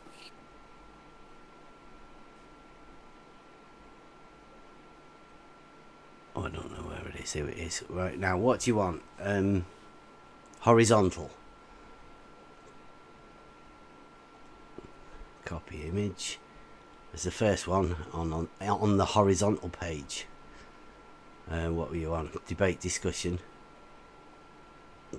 I know we keep doing this all of the time. I'm sure people start to get bored. I'm surprised you haven't heard this one before. Look, it says parallel to the plane of the horizon, level, flat. On or relating to the horizon, and then another one, mathematics. You like mathematics? Horizontal, adjective, mathematics, measured or contained in a plane parallel to that of the horizon. Is that good enough for you, or not good enough? Do you? That's all good, but that's talking about one observer. I'm talking about not. two observers. No, it's not. It doesn't mention anything about any observers there. It says it has to say a horizontal is. Do you know what a plane is? Yes, I fully agree with all what's written there. That's the definition of horizontal for me. If I'm here, I'm standing, I'm doing measurements. But you have a different horizontal in relation to mine. No. The horizontal is set by a tool, right? Yes. Yep. So when you measure the point, you take a foresight and a backsight. Right, so when you take the foresight, the person at the foresight position stays there, right, and then they pick the level up and they go in front, so they transition, and then they use that foresight as a backsight. Yes, I'm with you. Okay, so that's the same horizontal. Yeah, well, yes, and I wasn't talking to people like seeing each other. I'm talking about like you in UK and me in Egypt. We have different horizontal plans. At what point, when we are doing horizontal leveling, differential leveling, at what point can we go along and establishing a horizontal? At what point would we get that horizontal to intersect with another horizontal? Mathematically, it starts from 1 foot, but that's not observable and we cannot see it. But let's say on a mile, that could be detected. Okay, so when it says, I'll go back again to the mathematical, it says plane parallel to that of the horizon. So how do you get a plane that's parallel to the horizon to intersect with another plane that is also parallel to the horizon? Because each of those two observers has different horizon. But what's your meaning of plane and parallel? Plane is the vertical to the tangent point that I'm standing on. I think that's the plane of the horizontal. No, a plane is just a two-dimensional form extending out forever. Yes, okay. Yes. So I think that's we're talking about the plane of horizontal. You may call it a flat. A plane, right? Okay, a plane doesn't have to be completely on flat. Like I can have a plane it's a two-dimensional surface. Two-dimensional. I can get you that as well. Luckily enough, we've got a website that does. We've got. It's okay. I'm with you. We're on the same page on this plane. Copy image, right? I've got one here.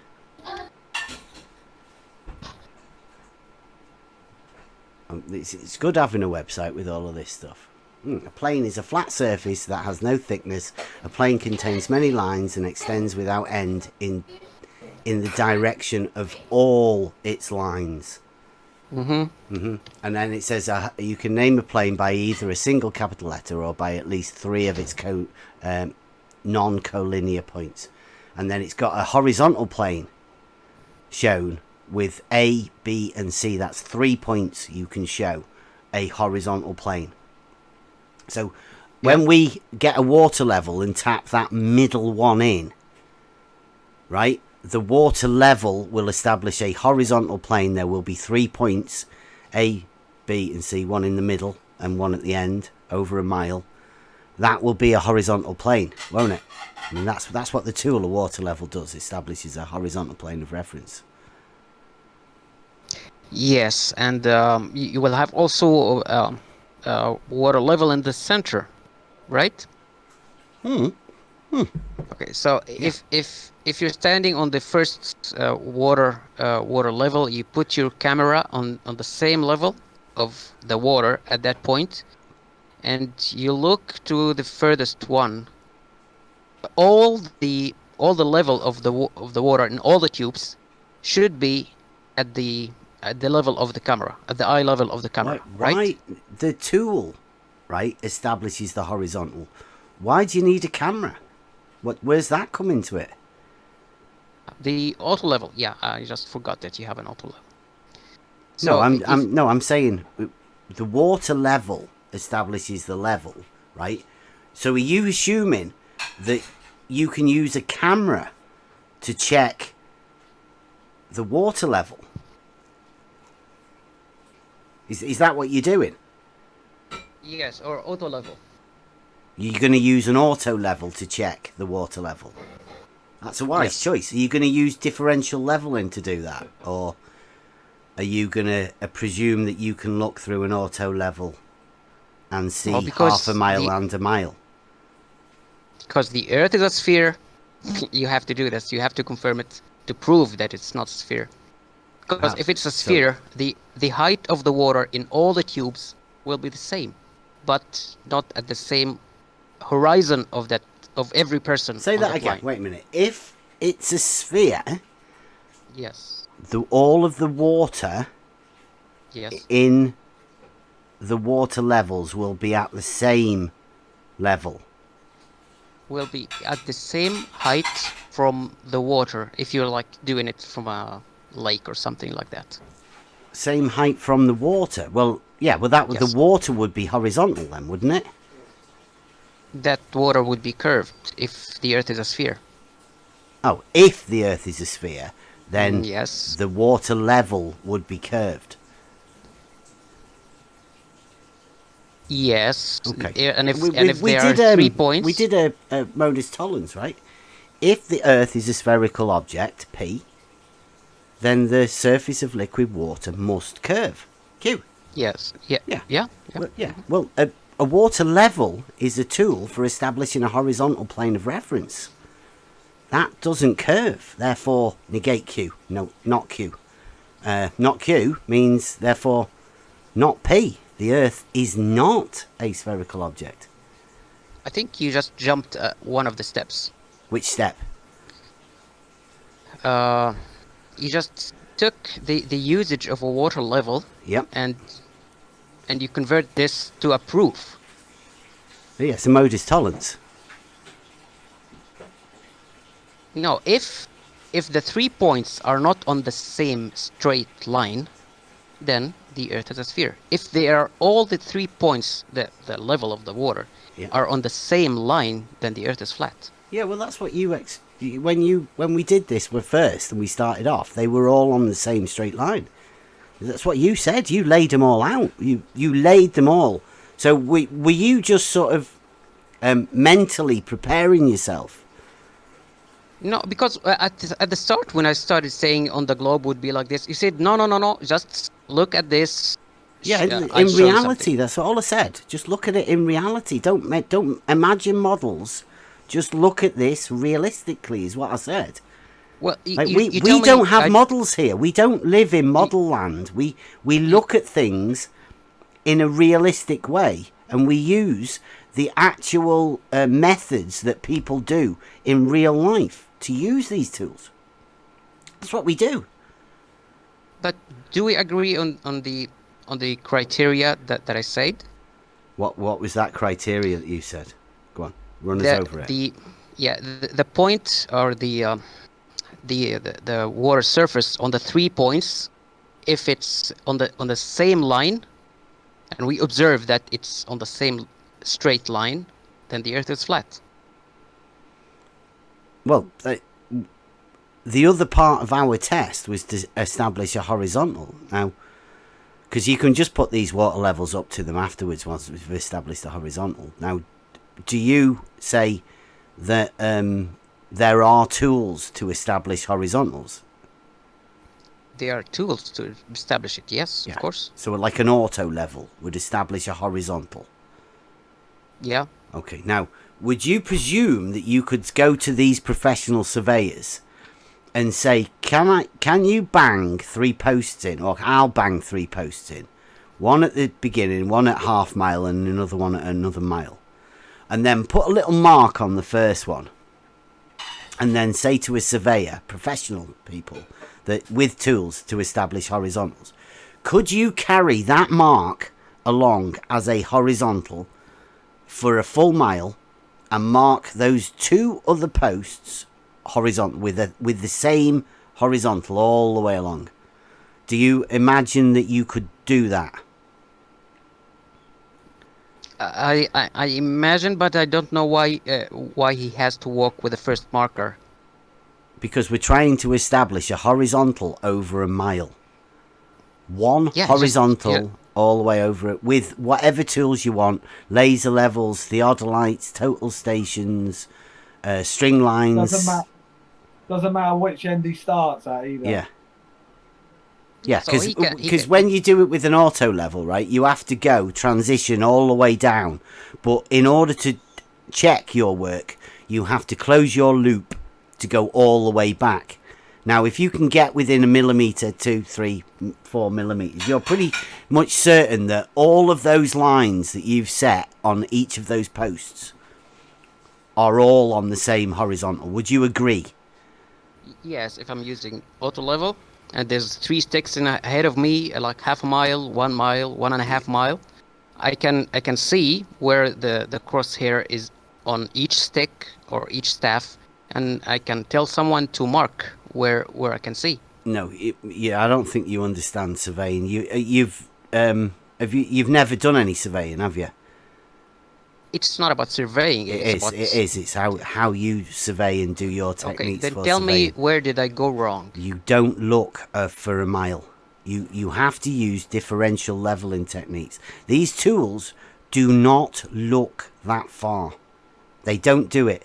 You can't be millimetre accurate whilst looking over a mile. They just don't do it. 50 metres, maybe 100 metres you can go with one sight line. But I wouldn't advise 100 metres. That's speed leveling. If you want to do that, you're best off at about 50 metres. Yeah, so that means that we cannot use auto level in this experiment. Why not? Why are you calling it an experiment again? But I mean, observation, whatever. Yeah. Observation. Why are you saying we can't use it? Because that would be one of the tools that the surveyors would use, surely. But you said they don't measure things too far like that. They measure a horizontal. That's their job, right? But they don't look over a mile. The tools can't do it. You wouldn't be able to be millimetre accurate. Are you assuming that you can look over a mile and look at a post and mark a pencil line on that post accurately? Of course, it will not be very okay. accurate. Well, that's why we don't. That's why they don't do that. They use a technique called differential leveling, where they maneuver that benchmark to an unknown position. They move it. It doesn't matter how far they can move. They can just keep moving it, and they keep moving it, and it's always like in reference to the earlier benchmark. Now it's a horizontal. They're professionals. They can do this, right? You don't seem to have much faith in the professionals. No, I don't know much about surveying, but I'm just aware of the concept. So, okay, let me ask a question. If you get 2 professional surveyor, each one has his own water level, and they're standing, like standing on water, like Jesus. I just want to make sure that they are on the same surface. Okay. Yeah. A mile between them. Yep. And I ask each one of them to look at the other one and make sure to be looking level or horizontal.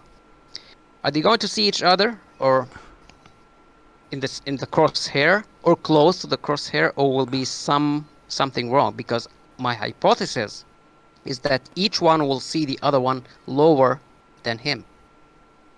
Right, here it says the water level, the tool. Right, I don't know, because you don't seem to know much about the surveying methods or anything. Like, obviously, an auto level and a laser level and all of that, they have to have line of sight, like you keep going on about, right? Looking at it, these tools have to do that, right? In order to establish a horizontal plane of reference, they have to see the point they're looking at. If you don't, then you have to maneuver your way around, differential leveling. You go around the object if there's an object in the way. Now, a water level, it says this is on Wiki. You can go and check it out. It says the water level is lower tech than the laser level, but it can be more accurate over long distances. And, this is the kicker, it works without a sight line. A water level, you just look at the level of the water at each end. You can go round corners and all sorts with it. It's fantastic. You don't need to see both ends at the same time to know it's working. You can walk to one end and look at it on a little mark or whatever, on a post. If you had a pencil line on a post, you could put the water level on that pencil line, right? And then you could go round corners and up, wherever. You couldn't really go up or down because you'd have to stay on the same level. But you could go round corners and out all sorts, and then put that water level on a post at the other end of the mile and just check the water level to see where it is on the post. Yeah, it's water level. Yeah. The level of the water, the height of the water above a certain reference. No. The certain reference is the water level. The water level is the horizontal, and you can put it at any point you want. You can lift it up above your head. You can put it underneath your feet. But in order to have it as a horizontal, it needs to be in a very particular position. And that position is where neither end is neither higher nor lower in a plane. So that means you can turn it through 90 degrees and do the same again.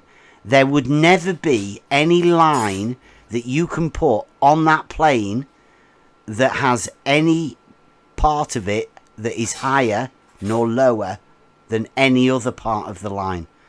That's what horizontal means. Now, if there's another tube in the center, the line between those two tubes that I'm looking at, it will be higher. The center one will be higher now. You've changed your tack.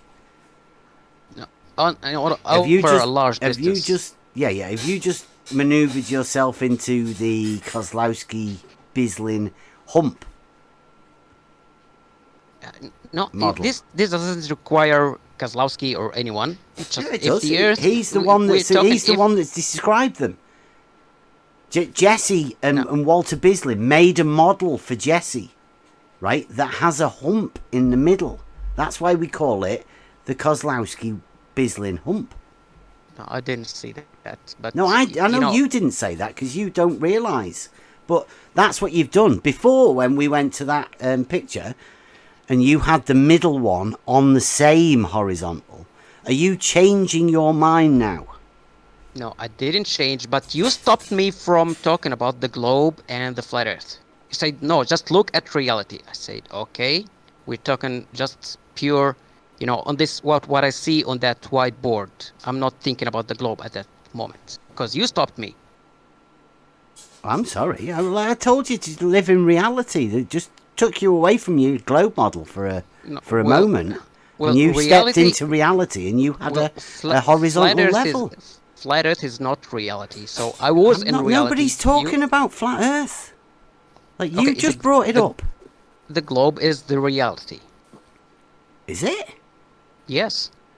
Well, why did you not say that before when we were doing the reality bit at the beginning? Why did you say horizontal? You stopped me. I and you were didn't pressure you. explaining I know. things. I didn't know. Anyone else here? Did I pressure Crowe into saying that was horizontal at the beginning? That all on the same line. You didn't, because I from my immediately memory. Hang on, refrained. Crow. From my memory, when Bev went to the board, he drew the water level and he projected a line all the way across, and you agreed it was a straight line and it was horizontal.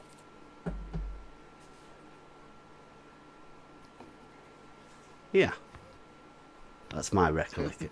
Yeah, but you didn't pressure. You just said it once. I'm not, I'm not very argumentative. I'd say, okay, let's just let Bev explain, and I take in everything, and then maybe the. Do you want to go back on the board again, and we'll try it again? Should I draw it again for you? No, it's okay. You now know what I'm thinking. No, maybe you should start back over at horizontal. Yeah. I'd like to see it on the board. I'd like to see your explanation works out on the board, Crow. Get the light on, right. Maybe show us you have that hump. How you have that hump on a horizontal. Water level. Horizontal. Hump. They don't mix. Right, okay. Horizontal. Doesn't seem the job, does it? You want to recant your reality? Right.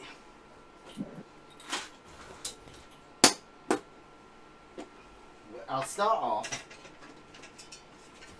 with a water level or line.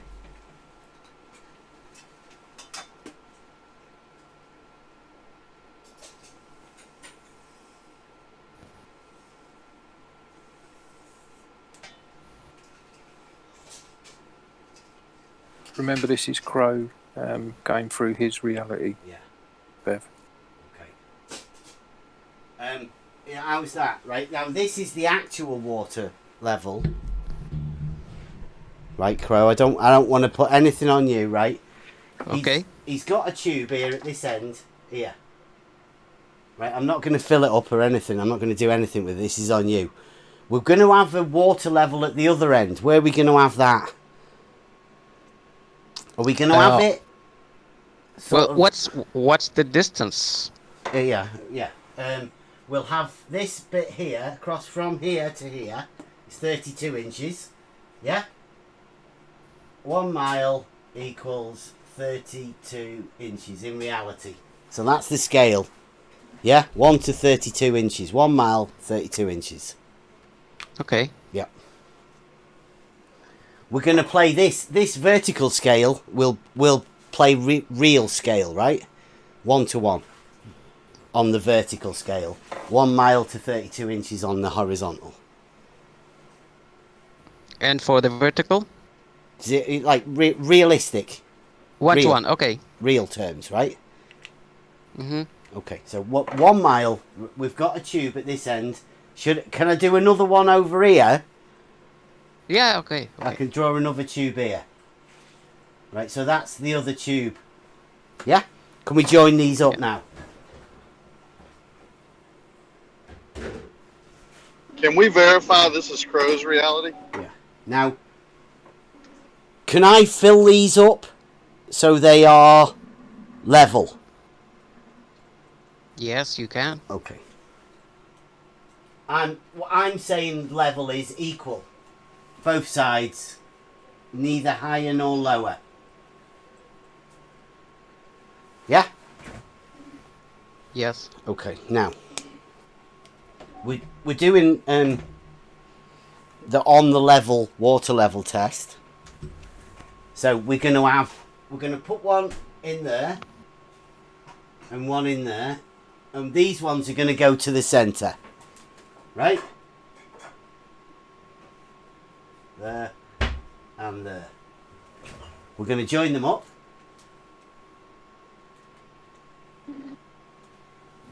Oh. Water leaking out. Now, I'm going to fill this up.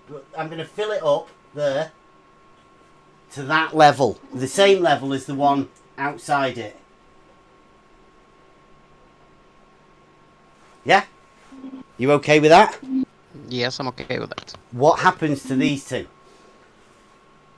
These two will be like 2 or 3 inch higher than the one on the left and the one on the right. So this one here will, and this one here as well, will go up. Yes. Okay, now what number? Any? The half a mile they are? I think 2 inch or something like 2 that. 2 inch. Okay. 2 inch. 2 inch. Right. So obviously 2 inches, about that. That's about 2 inches, isn't it? Realistic.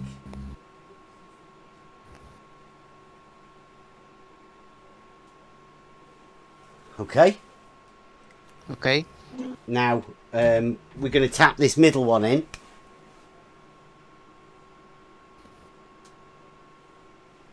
What happens to that one?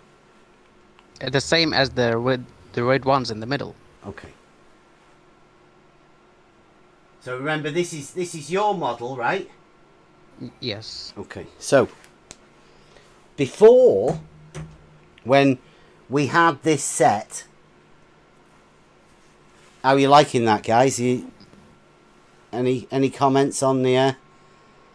That looks pretty much. This is pretty much like the KozlowskiBislin Hump. Yeah.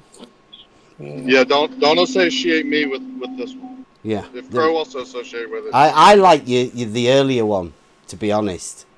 Crowe. Yeah, I'll pick the earlier one. Yeah. Can you see this arrow that's pointing up? Yes. Well, it shouldn't be there because... What does water do? Yeah, the water will not be at that point, in that location. I mean, that person on the left... line here, though. This is the level line. I mean, Jesse Kozlowski said this when he did the... Oh. He went to... He went to your bridge, right? He drove over it with a car. Our bridge. Yeah. Okay, our bridge then, right? And he had this line on his model in that video I've put out of where we go over Jesse. He has this line here. And he says, this line is marked from the level point at this end to the level point at this end, which is pretty much what you've done. Exactly. And then he calls this line a chord. And then he says, this up bit here, what we'll call a sagitta, yeah, is a up, it's a raise, it's a hump. Yes, a section of the curved earth. Yeah, a hump. 40 meters, I think. 28 and a half, or 28.46 if you want to calculate it exactly. That's a lot. Yeah, calculate it. If you calculate it correctly, you get 28.46. So you say this, so when we do our water level at the canal and we set a horizontal and it goes all the way across, we're going to mark, because let's say we'll put a post in here. Right, and we mark that because that's a horizontal, and this one here is marked there. That's also a horizontal, and then there would be one in the middle, wouldn't there? And then when you mark that horizontal, it'd be there. Right, so this measurement here, right, would be measurable, wouldn't it, on this post? Yes, the 2 inch that at we 2 inches, about. right? So if you're here, right, then that would make this one at the same level. No. And this one here should be 2 inches higher. 2 inches higher from the chord or from the baseline. Yeah, from the level between them. From the level of this one to this one, and from the outside. That's what Jesse Quantum Kozlowski system. says. It's a chord. Yeah, and that's why some people want to make the fishing line thing is a good thing, I think. The fishing line thing. Well, let's stay right here, right? I've Because you never- just moved that line up 2 inches. Yeah. No, See, look. No, that line does not exist. That one would be For there, horizontal. and then if we put that there, No, that's not then horizontal. that one would be the parallel. Oof. So if this one here, I hate to stop you, Bev, but he just said that those 2 lines weren't horizontal. He's backtracking on his reality now. Earlier, well, no, it was horizontal. we haven't mentioned horizontal yet. I mean, like, Well, he just said I those say 2 lines. I say that line is not real. This is a line from a point to a point Yeah. through the curvature of the water. Yeah, but Euclidean horizontal. geometry, right? No, that's A not point, horizontal. a point, and a point, and then a line that is the closest short path from one to the other is a straight line. I mean, that's what we did. We put a straight line from the level to the level, to the point. Yes, to the point. yes, Straight that's line. a straight. I agree. That's a And straight that line, straight but line is perpendicular to a vertical. You know In what the we center, call yes. straight lines that are perpendicular to verticals? We call them horizontals. no. Yeah. We say horizontal is a local thing for each observer. No, nobody says that. You say So- that. Well, bring me a definition that says this work for all observers on the Earth. Horizontal is in a plane parallel to that of the horizon. Like, is For the the horizon concerned not for observer. everyone? Or is that just a personal horizon? No, if the distance is big between us, then we have different horizons. I mean, come on, you know this. You understand the rival model. I'm pointing out the fallacies within your model. Can you not see that? No, there's no fallacy. There is. It's full of fallacies. You've been dodging them all day. You just had to backtrack to put this 2 inches here, only to find out that once you draw a line on it, it's parallel to this one and it's horizontal. Well, Again, you're drawing it's just got a a straight line. fictional raise up of the water. Like, when have you The- ever heard the water line- do that? Since I was young. What what water humps in the middle? He was young. Yes, over distance because of the curvature of the Earth. Did an astronaut tell you? Or No, I can teach some astronauts, so don't go there. you can teach You can astronauts? teach astronauts. Some astronauts. Yeah. Yeah, I didn't say Teach them what? Just Yeah, well- digressing a moment. Well, that's not the topic. I'm sorry, I went in that direction. But please No, just well, don't say come that. on. That Teach them how water's been. What do you teach them? Yeah. well, I can teach the solar analemma, which is my thumbnail. To astronauts. Yes. Wow. Could you teach them this water level thing? Because I mean, like, I don't like- have to. What? Like what? Watch this. We did this the other night. Let's just change this distance here. Dave, you'll like this. 23 miles, is it? 23. 23, almost 24. miles. Oh.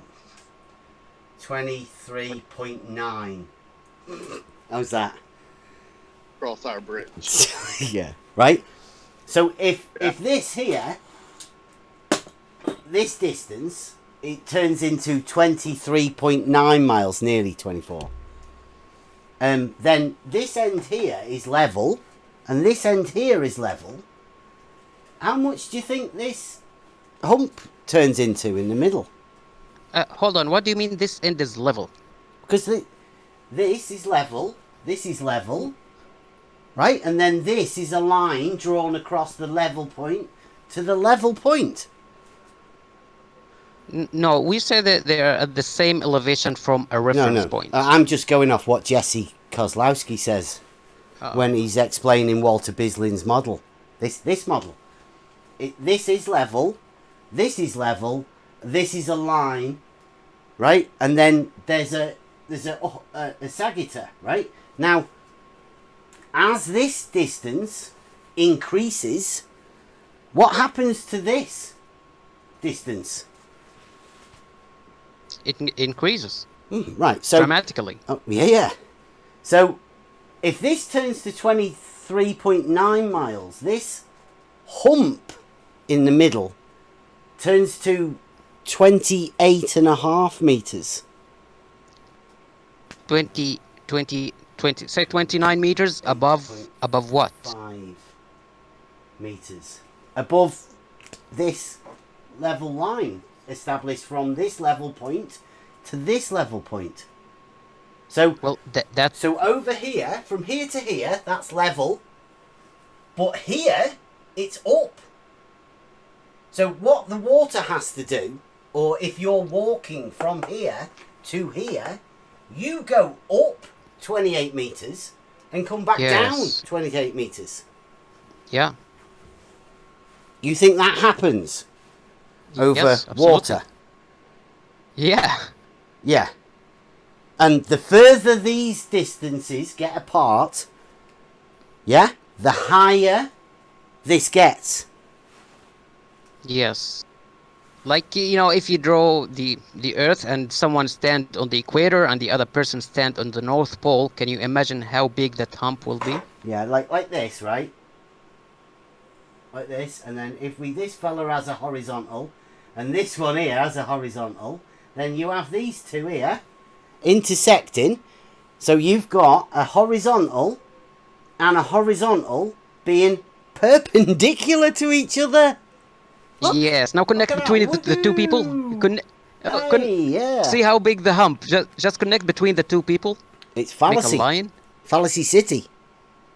Humping water doesn't happen. Water finds its level, horizontal. Horizontals intersecting with horizontals, so they're perpendicular. Absolutely moronic.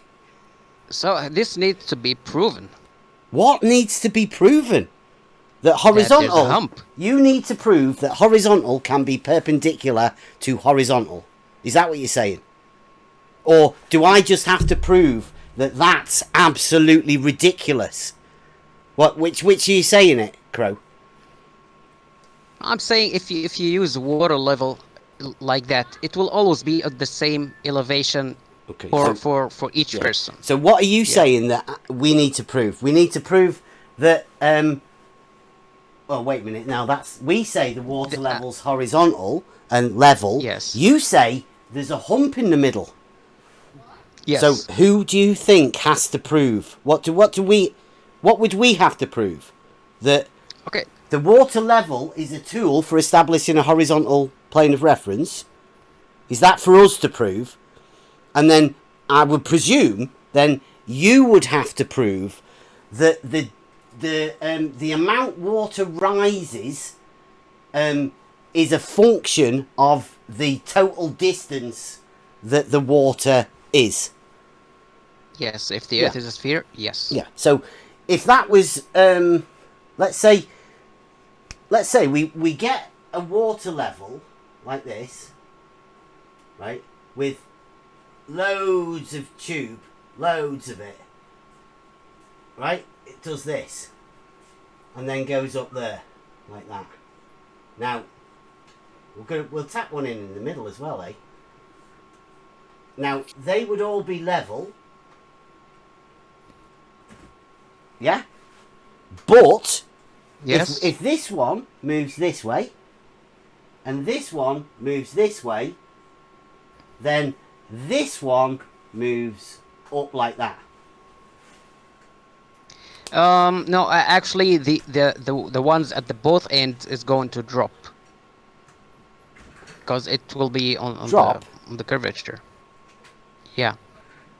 So we've just had a rise, and the function of that distance rose. Now put the mushroom chicken on. We'll have broccoli and the potatoes. Yeah, you've just had this function as it got bigger. this rose up here, but as soon as we show you like this, you say these ones want to go down. Yeah, because you say that we are going to spread apart. But it's okay. You know, the point is the one in the middle will be higher. Okay. So that would be measurable, right? I mean, Jesse Kozlowski says it's measurable, but what Jesse said when he said that was, he said, over a mile, the water level drops away 8 inches. But this seems to be level. You've always had this level. At no point did you ever say that this was 8 inches below this one. No, I said the one in the middle will be higher than the ones on the other sides. But for each one on the sides, he will see that the other person is lower by 8 inches, and that's what I asked if we can perform. When we say we're looking at it like this, you actually want us to imagine it being lower, but only lower at the distance rate. I mean, look, we'll do this again, right? Here's this guy here. You're breaking up. I'm not sure if it's my connection. Is it me? Am I all right? This guy is standing here, right? And now he's going to walk from here to here. What's going to happen? He's going to set a horizontal all the way across there. According to this horizontal, what's going to happen to him? He's walking. Hold on. He sets a horizontal straight across there like that, and now he's going to walk 1 mile.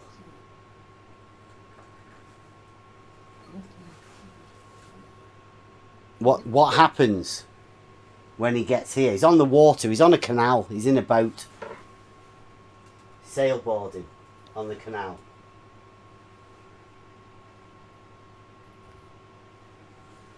Right, so he's going to go along the canal, and this is a horizontal. What happens after a mile? No, this is horizontal for whom? For this guy here, at this end of the water.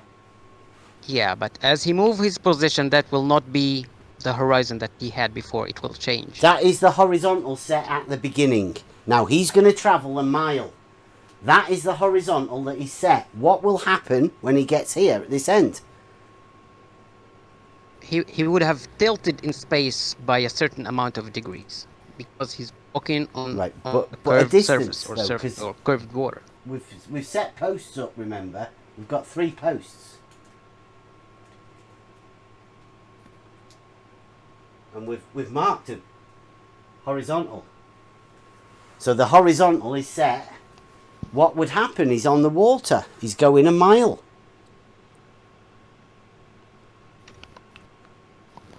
Is he carrying the water level with him? I'm not sure what you're talking. He's on the water level. He's got a little sailboard. He's in the water. Yeah, he's on the water. He's on a canal. Mhm. Yep. And he's going a mile on the canal, but he's set a horizontal at the side of the canal. What would happen? Well, the first horizontal that he set, it will not be the horizontal for him when he arrived at the other end. Okay, but what would be the distance? Would he be on this? It not be the same horizontal. It would be. He measured. Yeah, 8 inch lower. Okay, so than the horizontal plan from his initial point. Okay, so he ends up about 8 inches down here.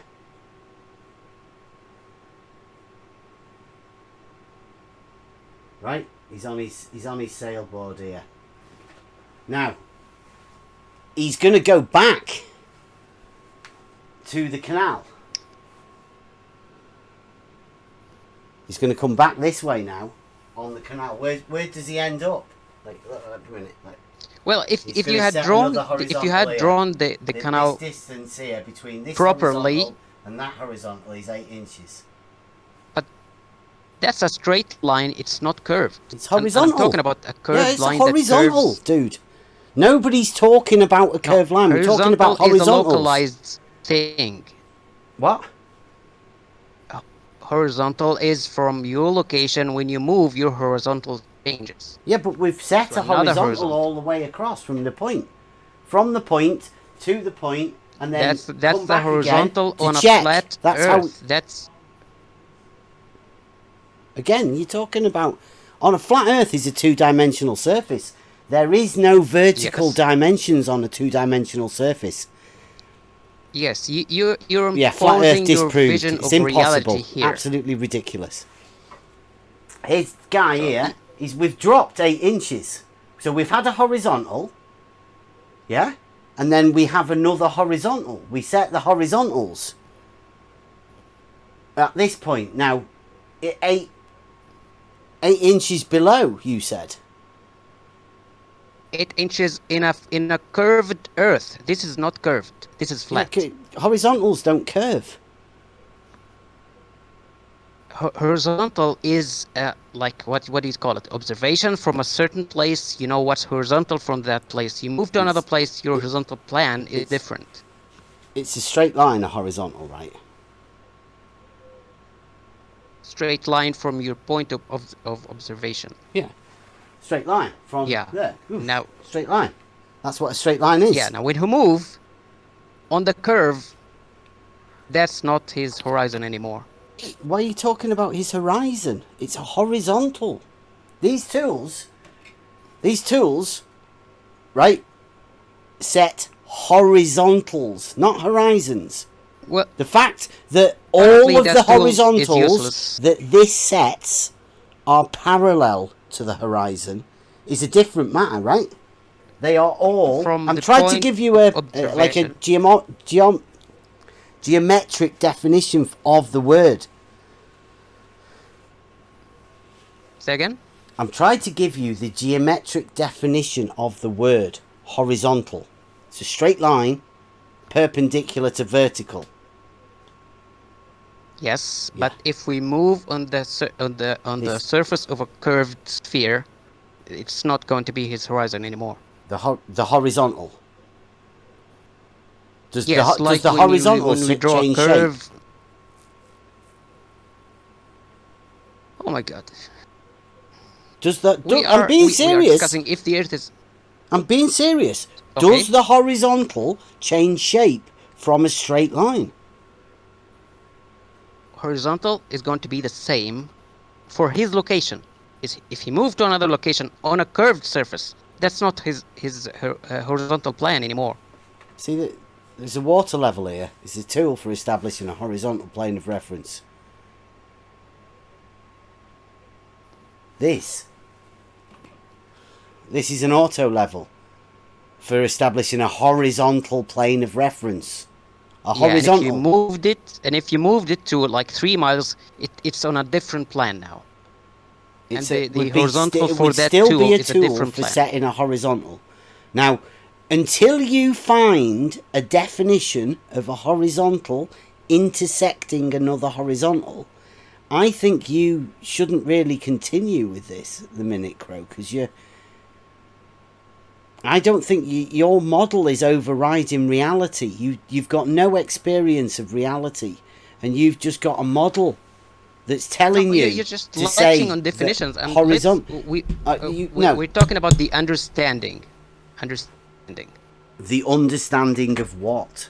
The fundamental understanding of geometry, or the fundamental understanding of logical principles?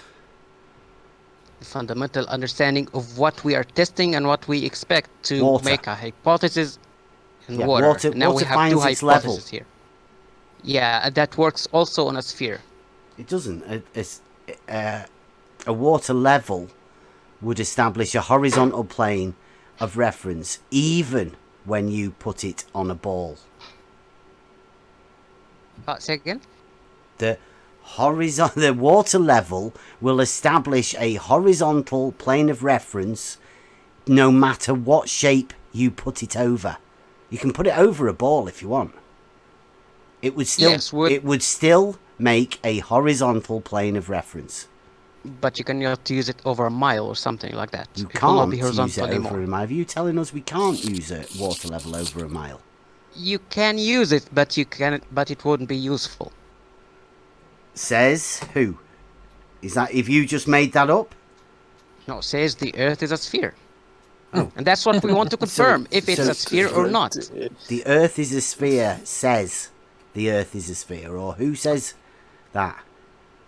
I mean, because you are going on the fundamental principles of a water level, right? And what you are saying, not me, you're saying that the water level, a tool for establishing a horizontal plane of reference, doesn't actually establish a horizontal plane of reference. What it does, according to you, is it measures an 8-inch drop from the horizontal over a mile. Yes. Yes.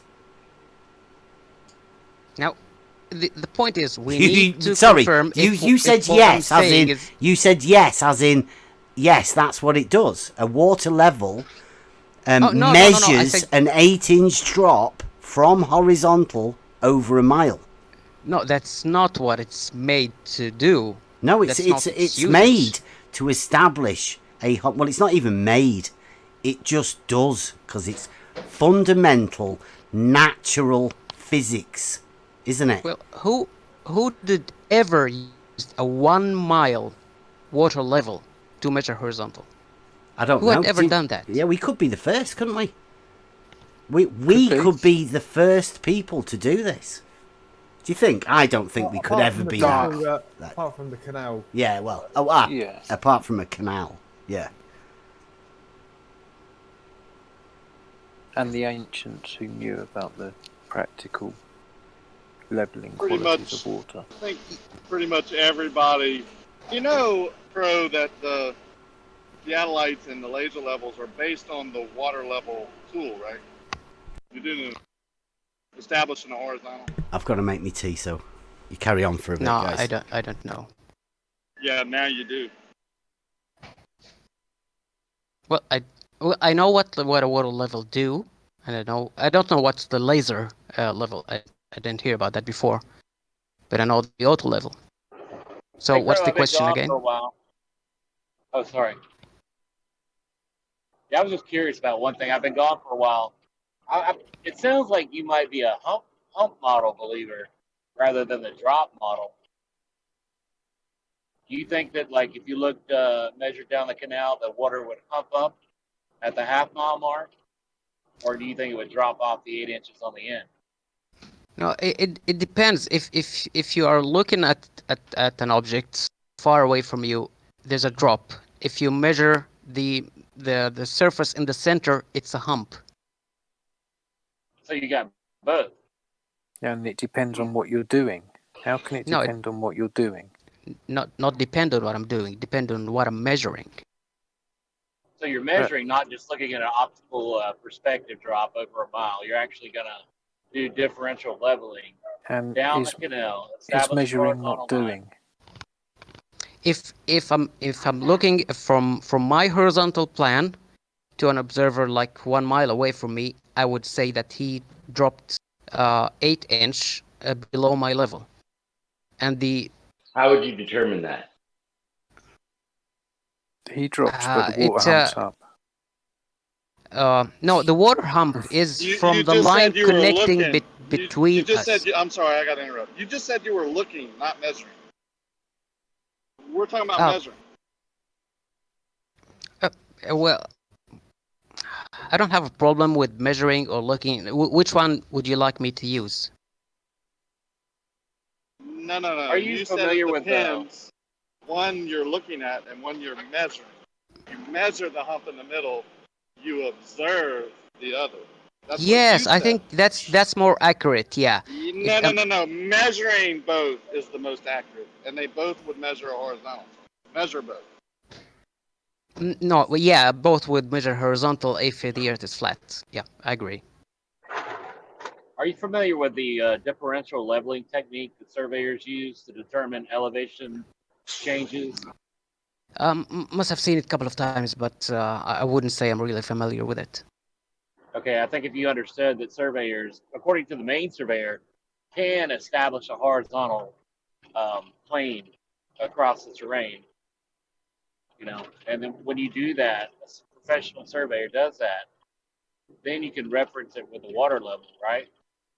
And of course, it should match up with that horizontal plane because both tools are used to establish a horizontal plane.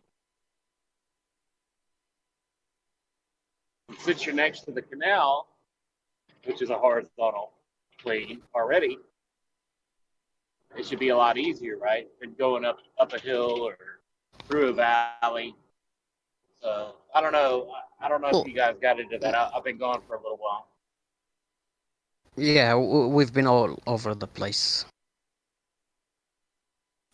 Pretty much next to a canal all the time, though. Yeah, it seems like to me, I've talked to you several times. It seems like you're always looking at things through globe eyes. You've got this model, this is good, this is reality. But in reality, you can measure, you can survey, you can use logic to determine the fact that water is horizontal and level is horizontal. Water, the surface of water does not bend. There is no curve in the surface of standing water. Well, that's what we are here for. Yeah. Are you familiar with anyone ever measuring curvature? Yeah, I've seen lots of that. And how was that done? How was the curvature measured? I've seen videos, but I really can't think of done? anyone right now. That's all I'm asking. You say you've seen lots of videos. How was it done? I can't really remember one, but you asked me if I ever seen. I said yes. Now, if I remember, how was it done? Was that a surveyor you watched? Yeah, of course. Larry Scott showed a lot of. Larry Scott. Yeah, and there's also that's why I cannot. I'm trying to remember. The smaller names that are not famous. I've seen many, but that's why it's hard to remember.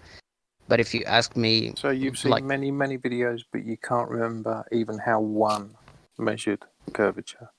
Yeah, that's a bit like odd. Okay. Like some people measure the drop. I tried to do it once with one of Ranty's videos, but there was some information missing. I couldn't get it. So. What did you see Larry Scott do exactly? Look at a mountain several miles away? Yeah. What technique did he use for that? I can't remember, but he measured the elevation angle, and he put he the altitude of the target. He knows his altitude, and there was a drop. Yeah, is that a things surveying like that. practice that people do? I've never heard of that. I mean, how do you account for perspective drop? How do you account for refraction across a great distance like that? Perspective drop, they account for it. Refraction, they also have a formula to account for it. Yeah, but I've never heard of anyone looking, was it 10, 20 miles away? He looked at a mountain and said, it looks small in the distance. Even though the angular size reduction is here, I'm going to ignore that, and I'm going to pretend like it's dropping away from me. That's not a real surveying technique. I really don't understand. Is that guy a real surveyor, or is he just using like an old theodolite? No, he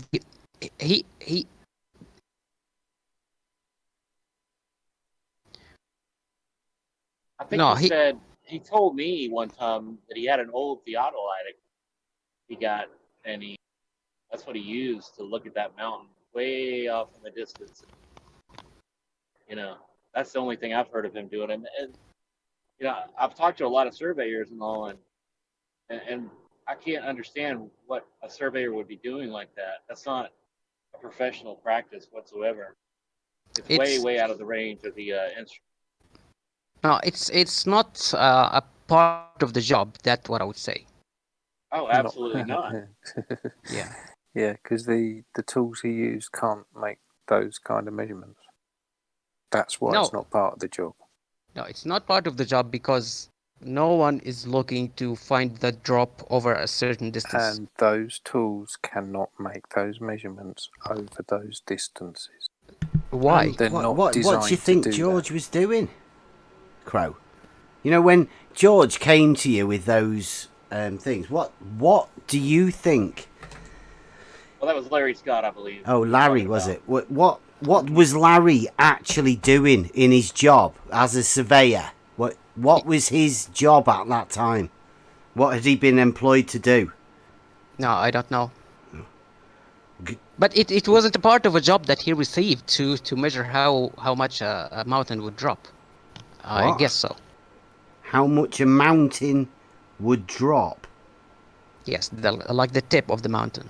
Can you imagine going and asking a surveyor to go and measure how much a mountain would drop? What do you reckon? What do you reckon a surveyor would say to you if you were to say to them, "How much does that mountain drop?" Yeah, they will immediately understand that you're talking about the curvature of the Earth and the drop over a certain distance. So, what's wrong with it? Yeah, I didn't ask except 3 surveyors, and they gave me that answer. Do you know? So, do you know what surveyors do? Do you know what have you surveyors asked anyone? do? Have you asked the surveyor that question? Because you asked me, I didn't ask you yet. Well, I'm asking you. Do you know what surveyors do? Say again. What do surveyors do?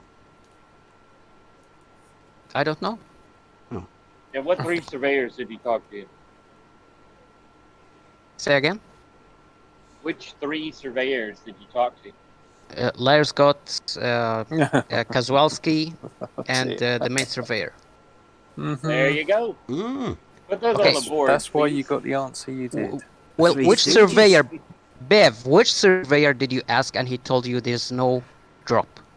I wouldn't be as so foolish as to ask a surveyor how much a mountain drops, because they would say, "Don't be silly, mountains don't drop." Just Wouldn't try they? to ask. Well, why did you ask the more direct question? Is the Earth curved or not? Why would I ask a surveyor that? Because you claim that the 3 surveyors I mentioned don't know much about surveying, so you have to ask another one to get a complete point of view. Yeah, well, what we do is, because we've never bothered about the shape of the Earth or anything here. All we do is, we found out that in order to start that, if you were working it, how you would start to measure something, right? Now, in order to start measuring something, you need a baseline. It's all about the base. It's all about the base. Right? So, in order to start that, there seemed to be a bit of a problem, right? It's because I, having done surveying and all of that at college, and obviously talking to people on building sites and all of that use the tools all the time, a level is a tool for establishing a horizontal plane. So I was very, very, very surprised when somebody told me, when I said to them, the levels don't rise or lower, they don't do anything, they're horizontal. Somebody called me a child abuser for that very basic statement. So it became an understanding that what we have to do is we have to establish the base. Right? Now, some people, like me, and people who've done work and all of that, they know and can prove that level is horizontal. Other people that have never done surveying or anything like that tell us that level actually curves. With no proof or anything, just that they've got a model. No, a level, it doesn't curve, of course. A level doesn't curve. Of course, a level is I'm on a certain point, and level, it means perpendicular to the vertical. Yeah, That's it. horizontal.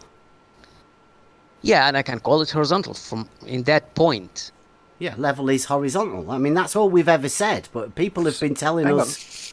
So, Crowe, is level a straight line on a horizontal plane? Level can be horizontal yeah, it can be. Level is a straight line on a horizontal plane. Shit. No, and on the globe, a level is No. not curved. I'm not asking about the globe. I'm not ascribing to a model. I'm just asking you: is level a straight line on a horizontal plane? No, I'm talking about the globe and the But debate I'm between not. the I'm globe. just talking about. Well, a I'm not straight going line to fall. I'm and a not going to plane. fall on the same trap. I'm not going to fall on the same trap that was, just accidentally can't set for let me. go of your ball, can you? Trap. You can't also let go of the flat Earth. You know, I'm there's not no talking traps. about one model or the other. Bev, no, I didn't mean to trap me. I said it was accidentally set. You said something. I just said okay. I Sometimes didn't reality insist. comes out. Oh dear. Sometimes the truth just slips out. It's hard defending a model when you have reality staring you in the face. Well, you're defending a model also, Cleary. No. All of you defending the flat Earth. No, we're not. I'm defending surveying. We were just establishing that level Well, I'm is not. horizontal. It's yeah, and I said we can establish horizontal on some point. If we move to another point, the horizontal plan will not be the same horizontal plan. That's the hypothesis. It will be parallel to the horizon at that new point. You're going to have a different horizon on a different point. But it would still be parallel to that horizon, right? Can I say something? Hello? As you're moving along, looking at the horizon, then you could say that the horizontal is always parallel to that horizon. If you look at the horizon and move, the horizontal will be parallel to the horizon at all points, won't it? All the way along, all the time. That's the flat Earth hypothesis. A flat Earth hypothesis. I was just I was just talking about reality. Bro, you got two models you're talking about. We're just talking about reality. Well, reality? Yeah. It's a ball. How does that work then? If you're walking all the way along, and horizontal is parallel to the horizon. I mean, is it or isn't it? Because as I move, my orientation in space changes, and the horizon that used to be my horizon is not my horizon anymore. I have a different horizon with different angle. Even if you've got a horizontal and you are looking at the horizon, like imagine you've got an auto level, right? That establishes a horizontal, and imagine you're on a beach and you can see the horizon all the way around you. Now, when you put that auto level down and you turn it round through 360 degrees, will that horizontal that is set in the scope of a auto level, will that be parallel to the horizon all the way around? Yes. Okay. Yes. Now, if you were to put that auto level on a boat, right, and the boat didn't move and it stayed horizontal, and you were to drive, would those crosshairs always be parallel to the horizon? Yes. Right. So that horizontal that is a straight line is always parallel to the horizon. The new horizon. As you're looking at it, it never changes. You just look at the same horizon, don't you? It doesn't change. The horizon doesn't change. It doesn't change orientation. It doesn't start sloping at one edge to the other. if the lines always stay parallel to it, how do they end up intersecting? Because I lift a plan to another plan with different orientation.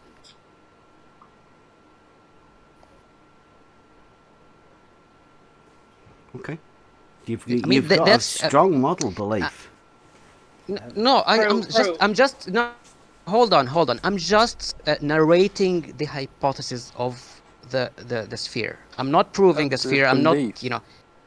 I know, but Okay. what do you base that on? Call it whatever you want, but this is the hypothesis of the heliocentric model. Now, let's confirm if that is true or not. How? So yeah, you're saying you have to measure it, right? Instead of just believe what somebody tells you. Yes, measurement. I'm good with measurement. Yeah. So you want to confirm it? Have you never confirmed it before? Yeah, I did. How did you confirm that the water level has a curvature to it? Not the water level, but the ocean itself. Well, there's waves and all of that. I can look at them and go, there's a curve there, there's a wave. Yeah, definitely. There's definitely a curve there, yes. Right, but that's not measuring. That's not doing anything other than looking at something and assuming that you live on a ball, right? Like I've just explained to you, the geometric point of it with lines parallel, right? They never intersect. So No, do you not find that strange that if you imagine you live on a ball, but there is no reference to it anywhere, not even in geometry, not even in the words you use for all of these things, not even in the surveying tools? No, that's too much. No, that's way too much claim. What is? What you say that there's no mention of curvature, no, nothing like that. In level, there's never any. No, none. There's never a curvature mentioned in the word level, ever. Okay, so what's the? I think you're substituting the experiment of the observation by just drawing things and calling things in definitions and stuff like that. Where's the experiment?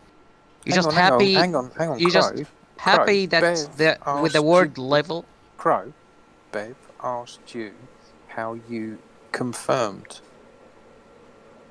You said that you confirmed that you lived on a ball, that you had curvature.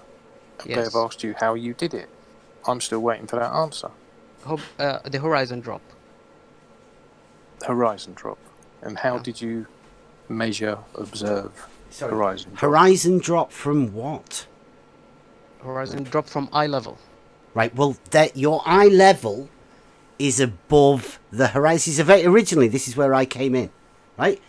Your eye level is above the horizon, right? Yeah? My eye level was what? Is your eye level above the horizon? Yes. Okay. Now, imagine you're stood at the beach or at the side of a lake, big long lake, big massive lake, and you've got the water lapping at your toes. Right? Now you're looking out. How tall are you? About let's say you're 6 foot. You've got a 6 foot. You're 6'3". So your eye level is at 6 foot. Now that is 6 foot above the water level, isn't it?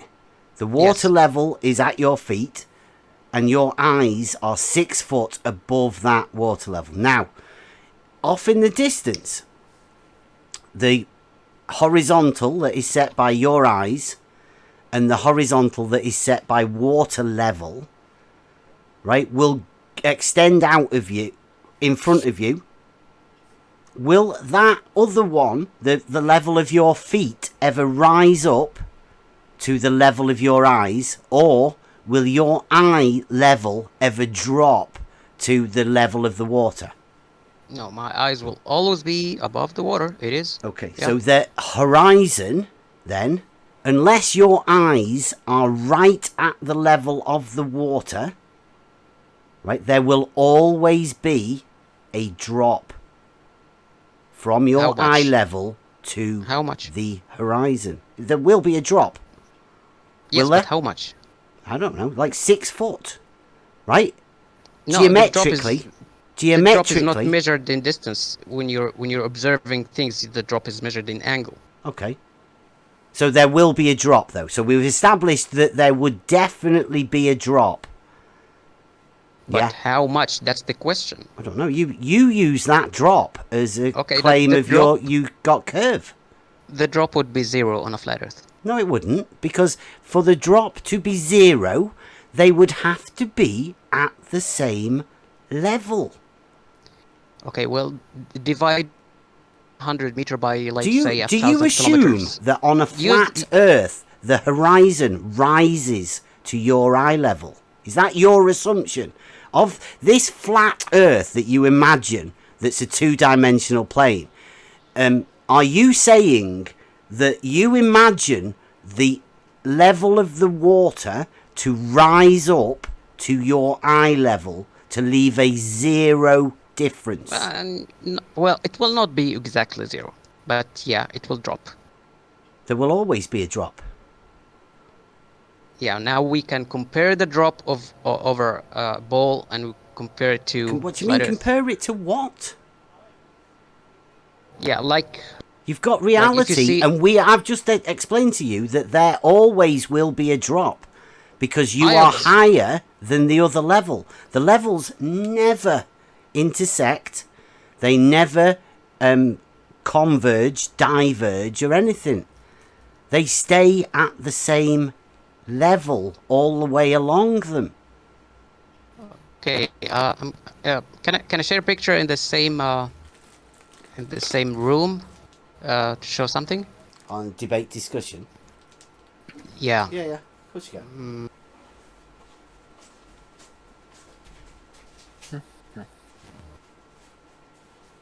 Okay.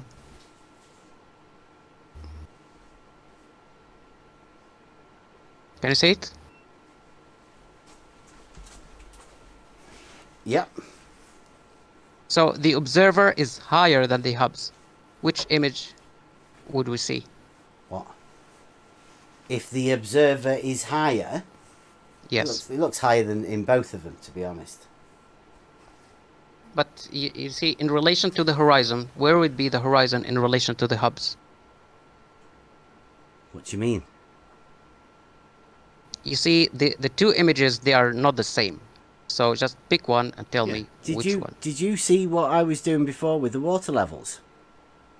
I think we're talking about the picture now. They were different, right? Yeah, but because you were looking at it from a different angle, right? No, there is a difference. But these are just pictures, it's the right? Same. They're just these, like what you are showing here, are cartoon pictures.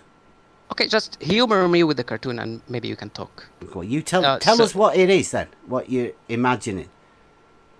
No, I want to know what would you think. That's the horizon or that the ocean in blue? You see the horizon? Yeah. On the one on the left, there is more dark blue going higher up the picture than there is on the one on the right. Yeah, so there's which more one would we light see? blue on the one on the right. Yeah, the light blue is the sky. Oh, is it? Okay. Yeah. So which one are we going to observe in reality? Which I don't know. Which one is closer to how big are they? Are they little? How close are they? Give us a distance. How high is the observer, and how big are the lighthouses? 120. The watermill is almost 100 meter. The observer is 120. Yeah. 120 what, years old? Yeah. Meter. Yeah. The two pictures. You're just making stuff up now, are you, right? You see on the one on the right, right? Yes. Not the one on the left. Exactly. To see the one on the left, you have to be a very high up, you know? Yeah, you just have to be a lot closer to it, wouldn't you? No, you have to be very up, so... Yeah. But you said the eye level was 120 meters, right? And the windmill is 100 meters. Well, you could see the one on the left. You just have to be a lot closer to it. You'd still be above it, right? Because imagine you're at 120 meters, right, and you are directly above it. Yes. What would you see of the windmill, right? How much of the horizon would you see? Yeah, the horizon would be You wouldn't see far any, up. would you? Because you'd be looking at, like, directly down. So Yeah, in but that's relation not- to how yeah. close you are to it, that's why it looks different. But even if it went so far, it will be still below the horizon. Well, On a what flat will Earth. be below the horizon? The hub. Which hub? The hub of the turbine, which is below your eye level, should be always below the horizon. So you think that on the one on the left is what you imagine is a flat Earth, and you imagine that the water level in the horizon, right, way off, will always be higher than anything in the foreground? Yes. Oh yeah. Wow, your flat Earth model is that ridiculous that I'm not surprised you think flat Earthers are stupid. I mean, I would assume flat Earthers would think you are stupid for thinking that of them. I was just... That's moronic, Okay. Crow. That was just running through my head. So you are refusing the image on the left. How about the image on the right? The image on the left, like I've just explained to you, I'm not refusing it. It's all a matter of where you are positioned. Right? You've just Crowe, drawn a they're couple of just drawing. pictures. Yeah. Yeah. Okay, I'll send you the original now.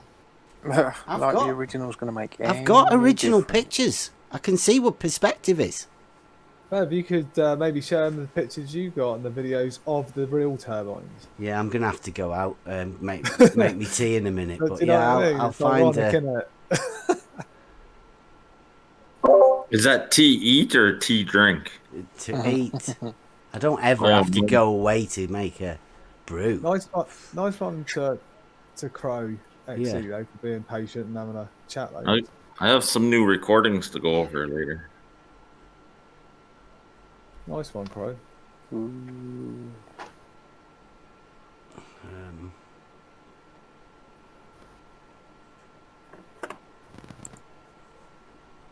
I didn't mean to kill the chat by asking about tea. I hear the voice of God scalp. So the question again, maybe because I wasn't clear, will that hub ever be above the horizon on a flat Earth? No. Like, I don't know, your flat Earth model that you're going off is fictional, right? It doesn't Explain to me exist. how something below your eye level can be higher than the horizon. Say that again. How something lower than your eye level would be higher than the horizon. Where's the Well, if you're horizon? looking straight down, maybe if you're looking at the floor, I don't know. Yeah. If you're looking straight down, it would be under the horizon. Yeah, we agree on that. Sometimes way under the horizon, and sometimes a little bit under the horizon if it's too far. That's what you were saying. But it will never at any point be higher than the horizon. Oh yeah, this is a good one. Do you think the Atmos plays any part in the horizon? Where does the That's that looming... Crowe. Do you mind answering that? Say again? Well, just saying that, where does the Atmos come into this? When you're looking at that line, what you call it, well, its name? What's Atmos?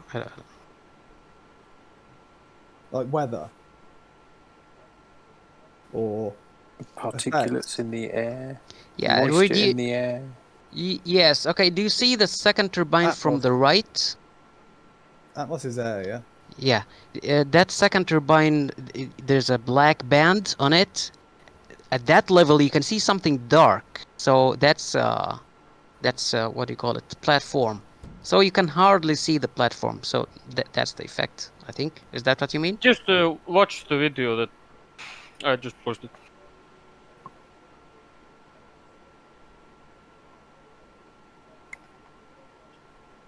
That looks like a hump. I'm sorry. Closer look and concentrate on the one on the right.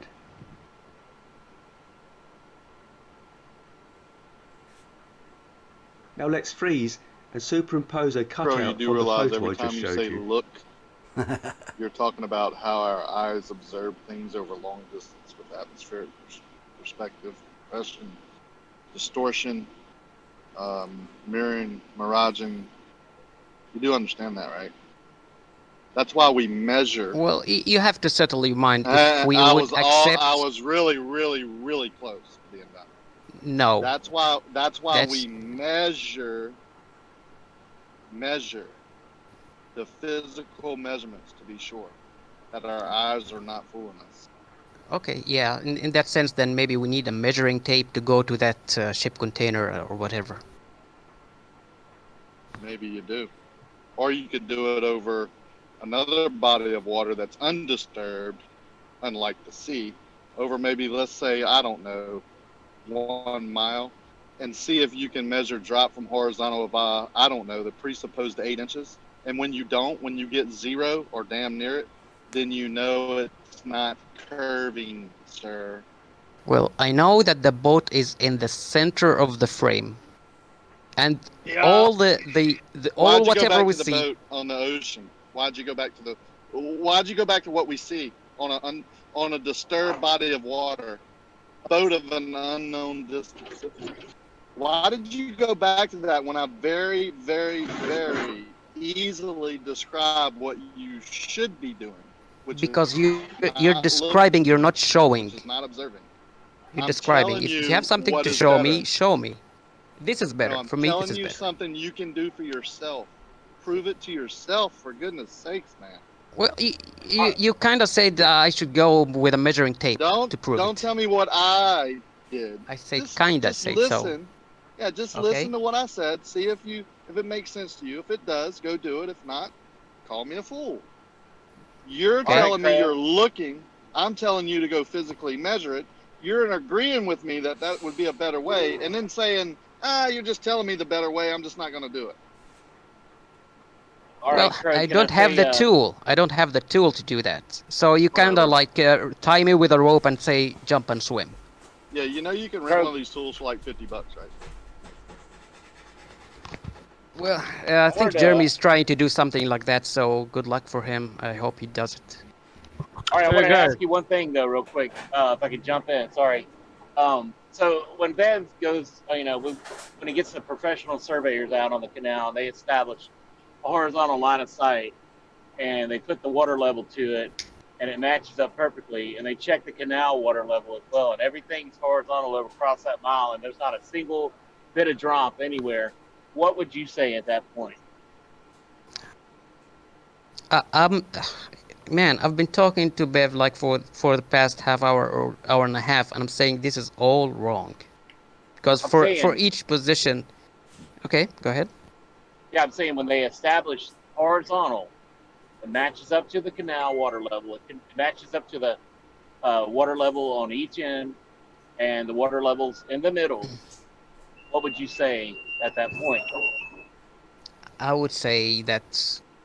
let's say that it's on a canal, so we are measuring the elevation of the water in the tubes from the water in the canal. Okay. You establish a horizontal. The professional surveyors come out and establish a horizontal line. They mark it with 3 posts. Then you take two half-mile water levels that meet in the middle at the halfway point, and you got a 1 mile water level that runs the entire distance, and everything lines up with that horizontal that was established by the professional surveyors. What would you say at that point? If that horizontal that the surveyors established was at the same level or pointing at the water in all the tubes, then that would be a very strong evidence that the Earth is flat. All right, thank you. We're going to welcome you aboard. I'm going to go ahead and do it now. I want to be the first one. No, I like this conversation. You make a hypothesis, you take measurements if possible. That's great. Guys, look what I put in chat. I just found this photo.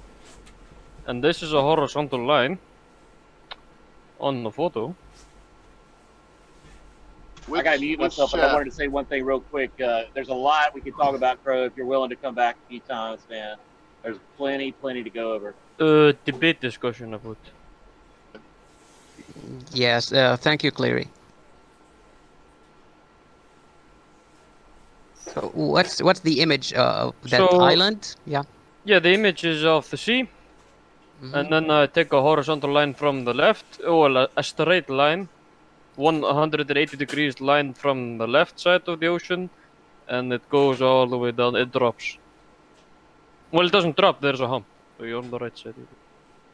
Well, I wouldn't really take this as as inspecting the image, because we're not sure if the camera was tilted to one side or the other. So the way I would recommend it is you connect the black line from one point on the horizon to another point on the horizon, You can't do that either. You can't do that either. Why not? You can't prove it flat or curving here in any optical view. What point of that don't y'all get? Yeah, not in a picture. Have y'all lost y'all's mind? Would you say after you did that all horizontal lines are parallel with that horizon? If the horizon had a curve in it, would you then assume that a horizontal had a curve? Because it would have to be parallel to the curved line of the horizon. Horizontal is a description of orientation. That's how I understand it. I don't know what you're trying to say. We're trying to say you're looking through atmosphere, which could thin light, and then putting a straight line on it and saying, "Yep, it's bent." But why would it always bend in the center?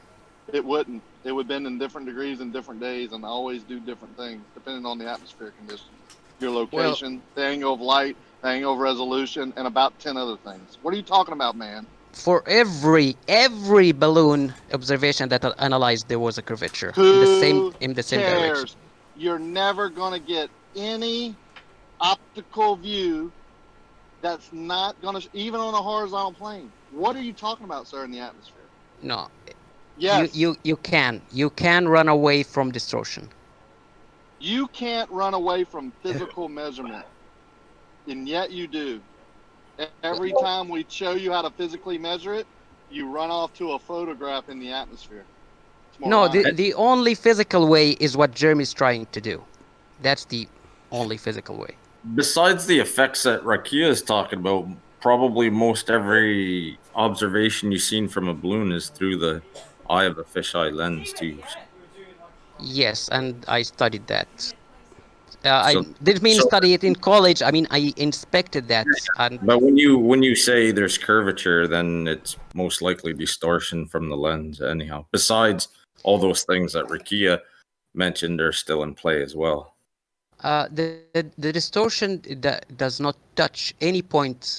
Sorry, not any point. Doesn't touch any line that's pass through the center of the screen. That's nonsense. Crowe, would you say your field of view is a circumference? Would you say your field of view is a circumference around you that would look like a circle if you took a photograph of the distant horizon?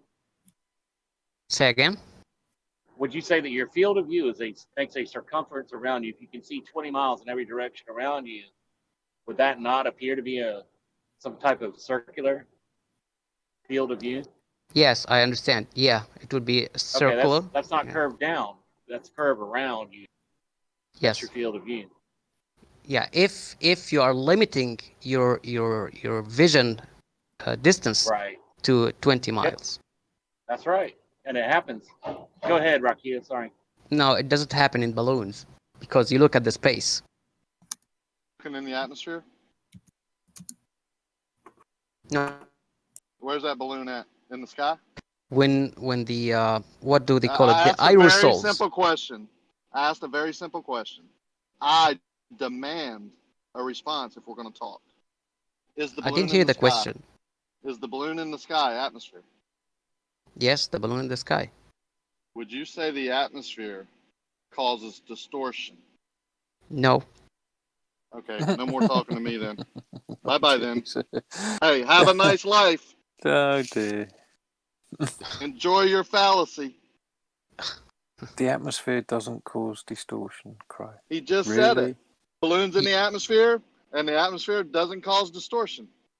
No, it doesn't. Really, Bye Crowe? bye. And that's when I said bye bye now.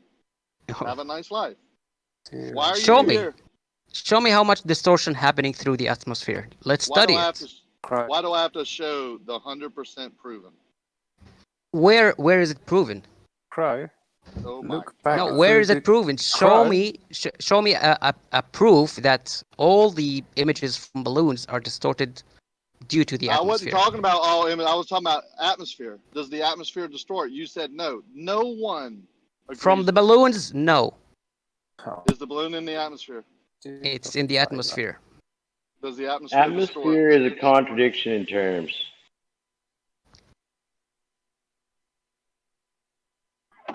Well, how much We curvature should would just it add? say air. Just say air. Yeah. Okay, air. Okay, does the air distort? How much would it distort? If it I didn't. distorts. We're not talking about how much. Does it distort? It distorts by amount of 0.00000001. How about that? I think Are you happy? I think Primate was trying to show you some distortion. Primate, were you? All he has to talking do about- is look back at the photographs that were posted in debate discussion.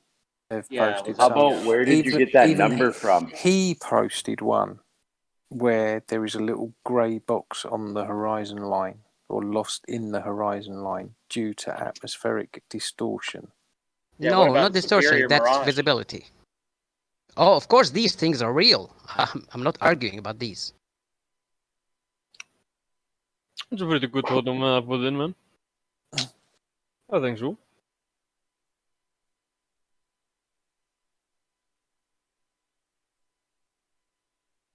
Oh, the interesting thing is flat earthers know how to ask a question that the answer to it is negligible, and they ask it. And so I have to say no instead of negligible, because it seems like negligible is confused with huge. Did So anybody that's- claim to be a flat earther? Yeah, Rakia. Did he? Okay. He's We're not all here. talking about. We're all on the same topic. I mean, we're all talking about the same flat Earth topic. Are you a flat Earth Crowe? I mean, really? Everybody's. You ever search for videos like called Flat Earth? You know? Are you on Flat Earth channels? I think everyone is on the same topic. Flat Yeah, Earth is the subject matter, Crowe. There is no such thing as a flat earther. Flat Earth is the subject matter. Is the subject matter. So you think the Earth is a globe or flat? I don't really Definitely not a care. globe. I don't really care, one way or the other. Yeah, But which there's one? there's Which enough one do you doubt think? to show that Yes. the spherical model doesn't ring true. Yeah, it's It's a belief absolutely system. true. It's a belief system, Crowe. No, it's the flat Earth is the belief system. No, Crowe. All you've got to do is be honest with yourself. I'm very honest with Obviously, myself. you can't do that. Well, I can say that no one here, or at least you, are not honest with yourself. You know, there's no point. There's no point of this argument. Crowe, I asked you What? earlier. I asked you earlier if a straight line, or if level is a straight line on a horizontal plane, and your gut reaction was yes. And then you backpedaled when you realised it contradicts your model. I don't have to do that. What? Only you did that. I think you're dreaming. You got the recording. That's it. Why are you laughing? We all heard you say it, man. You also Yeah, you heard me said say, that the because atmosphere- Bev, You also Bev was just said drawing the something on the atmosphere screen, and when I said doesn't globe, he said distort. no, we're not talking about the globe. So I said Rocky, okay, you're roboting for and me, that's I'm not how sure. it went from there. This guy asked you very simply that very question. He said, yeah, like you said, your gut reaction. Bev wasn't even talking at the time. No, when we first started, I said on a globe that would not look like this. I said no, we're not talking about the globe. We're talking about reality. I said okay, I asked you just a geometric question. Not What's relating the to one model or the other. He asked you a very pointed question. What was the question? I even forgot. If I ever talk to you. Oh, Crowe. And you're going to tell us what we're forgetting. Yeah. Man, you're something, brother. No, I'm saying I'm forgetting. I asked You you. need Do you to. want I me know ask, you are. I ask you again. Is level a straight line on a horizontal plane? And you said yes. And then you backpedaled when you realised it contradicts your belief system. Until this point, I don't understand your question. When you ask it now, I don't understand it. So I'm not sure what I answered you. If I said yes, that would be very weird. If I don't understand the question. It's a geometric That was definition. his point. His point was your gut reaction was to say yes because it's the truth. Right. It's a geometric definition. I think I can hold my own in geometry. So, if the question is I don't think you can hold your own. You're not doing too well here, Crowe. No, I can. More than you can. More than you can imagine. Spherical geometry or Euclidean? Spherical or Euclidean? Okay. My thumbnail is the solar analemma plotted. I did the equation for it. If you look on YouTube, you will never find any video like this. The solar analemma. You define, is that Euclidean or non-Euclidean or spherical? I don't care what you call it, but I did it. You should care. But that's not geometry. Oh, really? You do What's understand- that? That's You do understand philosophy? that's you do understand that's the sun's variability throughout the year. The sun moves in different places throughout the year. You understand what that analemma is, don't you? I'm telling you, I've plotted it. I did equation for 365 days, elevation and azimuth for every day at solar noon. I calculated it. That's based on- math. Yeah. Okay, that's cool. Mathematics. No, Well, that's what is that? geometry. Geometry uses math. I'm sorry. So you're Did saying the plot sun? it or calculate it? Can you work out geometry without math? Yeah. Geometry. Absolutely, yes, you can work out geometry without math. Show me. Give me an example. Geometry Okay. isn't dependent on numbers, is it? Sure, It is. I'll give you an example. You take a straight edge, and you take a compass, and you draw a line on a piece of paper, right? Now, how would you, without math, without measurement, with only a straight edge, no numbers on the straight edge, and a compass, make an equilateral triangle? No. Say again. I'm not familiar with the definitions you're saying now. So take it easy. You take a line and you write it on a piece of paper. You make a line, straight line, with your straight edge. It's not a ruler. It's just a straight edge. It's just a piece of plastic that's straight, right? You draw a line on a piece of paper. Okay. Now you can make, with geometry, without any math, without any measurements, with only using a compass and a straight edge, for instance, one of the simplest things to do, this is the beginning of geometry, is to draw a triangle that has 3 equal sides. Do you know how to do that? Oh, a triangle with 3 equal sides. What's the problem with that? With only a compass and a straight edge. Yeah, a compass or protractor. Okay. Right? No, a compass. Why a compass? Because a protractor has angles on it. Okay, well, you have to subtract the angles from the north at that point. So See, that's this- math. You don't understand the very, very basics of geometry, and that's why you think it's math. Comment That's on what why I you said. fail. You will have to subtract the angles from the north that you get. No, you Right or don't- wrong? No, wrong. You don't use math. You don't use subtraction.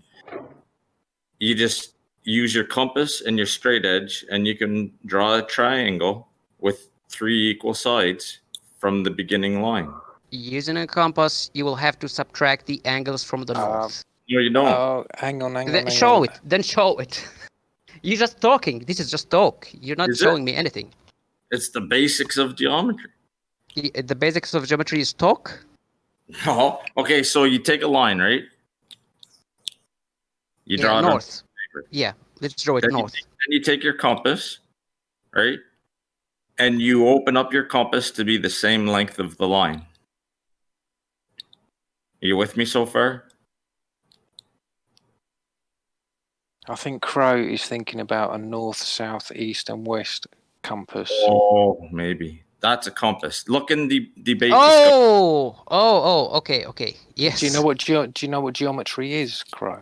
Now, I don't know this called compass. I'm from Egypt. Sorry. What do you call it, Crowe? Bargal. But A it's what? okay. Never mind. Compass. Yeah. Okay. Okay. So with a compass and a straight edge, you can draw a line on a piece of paper. Doesn't matter how long. You don't need to know the line length or anything. And then create with that compass and a straight edge, a triangle, for instance, that has all three of the same sides. That's geometry. Okay, you created the triangle. Now what's the problem? What's the problem that you have to solve? What I'm saying is it's not a matter of formulas and equations and all that stuff. You don't need any of that. You don't even need to know how long the line is. Well, that's a good case of not using any math to create geometry, but it's the very basics of geometry. It's where it starts, man. It's a good one, but you cannot separate maths. You do not need maths for geometry. Yeah, you don't need maths. So now you took all trigonometry into creating a triangle. Is that all the trigonometry that you know? Trigonometry isn't geometry, is it? Yeah. My life. There's a difference between trigonometry and geometry. There's a difference between Euclidean geometry and spherical geometry too. Oh yeah, way to complicate the issue even further, Buster. Did I just kill the conversation? Sorry. Maybe. We might kill you. Maybe Crowe's going to go quiet. If you're looking at equal sides triangle, okay, and the triangle is in front of you and standing straight up, and you tilt that triangle 45 degrees to one side, your perception of the angles is going to change, right? No. What angles? Actually, you see the angles of the triangle. All of them are 60, right? In that triangle that we draw. Correct. Now you set up this triangle straight up. You're looking at it at all the angles. You see them as 60 degrees each one. Mm-hmm. Now, if you tilt that triangle towards you by say 45 degrees, your perception of this angle is going to be different. Does it change the angles of the triangle? No, it does not. Okay. Your perception. There's still 360 degree still 360 degree angles within that triangle. Yeah, it's still 60 degrees each one in reality, but your perception is something else. Oh, well, does my perception affect what reality is? No, but like your perception of things, it doesn't change what reality is, right? Yeah, That's but if you're having this conversation, I think, is because you have a perception of what reality is, and we have a method that we're trying to do that will show what reality is, regardless of what your perception is. Well, okay, because I just wanted to make it easier. Now, the tough case is if you see a triangle tilted towards you by 45 degrees, and you don't know any of the angles on that triangle. So you don't know any of these angles. Making it easier. I started out the most basic way to look at things, and you want to tilt and maneuver things so that they don't perceive to be what they really are, and this is your idea of making things easier? No, because I wanted to line is from what's the perceived. I can get the reality from what's perceived. I just told you what reality is, dude. It doesn't matter what you perceive it is. No, because this is, just drawing a triangle does not summarize a whole field of science. I didn't. That was science. Did I make a claim? How long's geometry been science, Crowe? I don't know, whatever you call it. Dear, oh dear. You're really struggling, man. I'm struggling with the language, so give me a slack. Well, you're also straw manning me because I didn't say anything of the sort that making a triangle somehow or another was. Yeah. I'm sorry. It's not. Yeah, that's not what you said. But it's But very. you're gonna say that's what I said anyhow because that's your perception. See, we're going back to perception. I say one thing, you perceive I said something completely different. No, what I was going to say, if a triangle that you don't know any of its angle, and that triangle is tilted towards you by 45 degrees. I thought we decided that there was a triangle with 360-degree angles. See, now this is the thing. You're saying you're trying to make things easier, but it seems like you're trying to complicate things as much as humanly possible to somehow make it. Because when I said you perceive the angle different, you stopped me there and you said, no, we want reality. So I'm reversing back. I'm starting with the perception to reach reality. Well, the reality is we have a triangle with 360-degree angles. Well, let's make it a little bit harder. Like the angles you don't know any of. You were making of the it angles easier earlier. No, I'm just showing that you need to do some hard work to get the reality. You don't know the angles, but you know only the tilt angle of that triangle. I really hope this is being recorded. Oh, it is. So, okay, let me ask a question. I said I plotted the analemma using equations, and I don't know what you call the other part. Is it trigonometry or geometry? Which one would be that?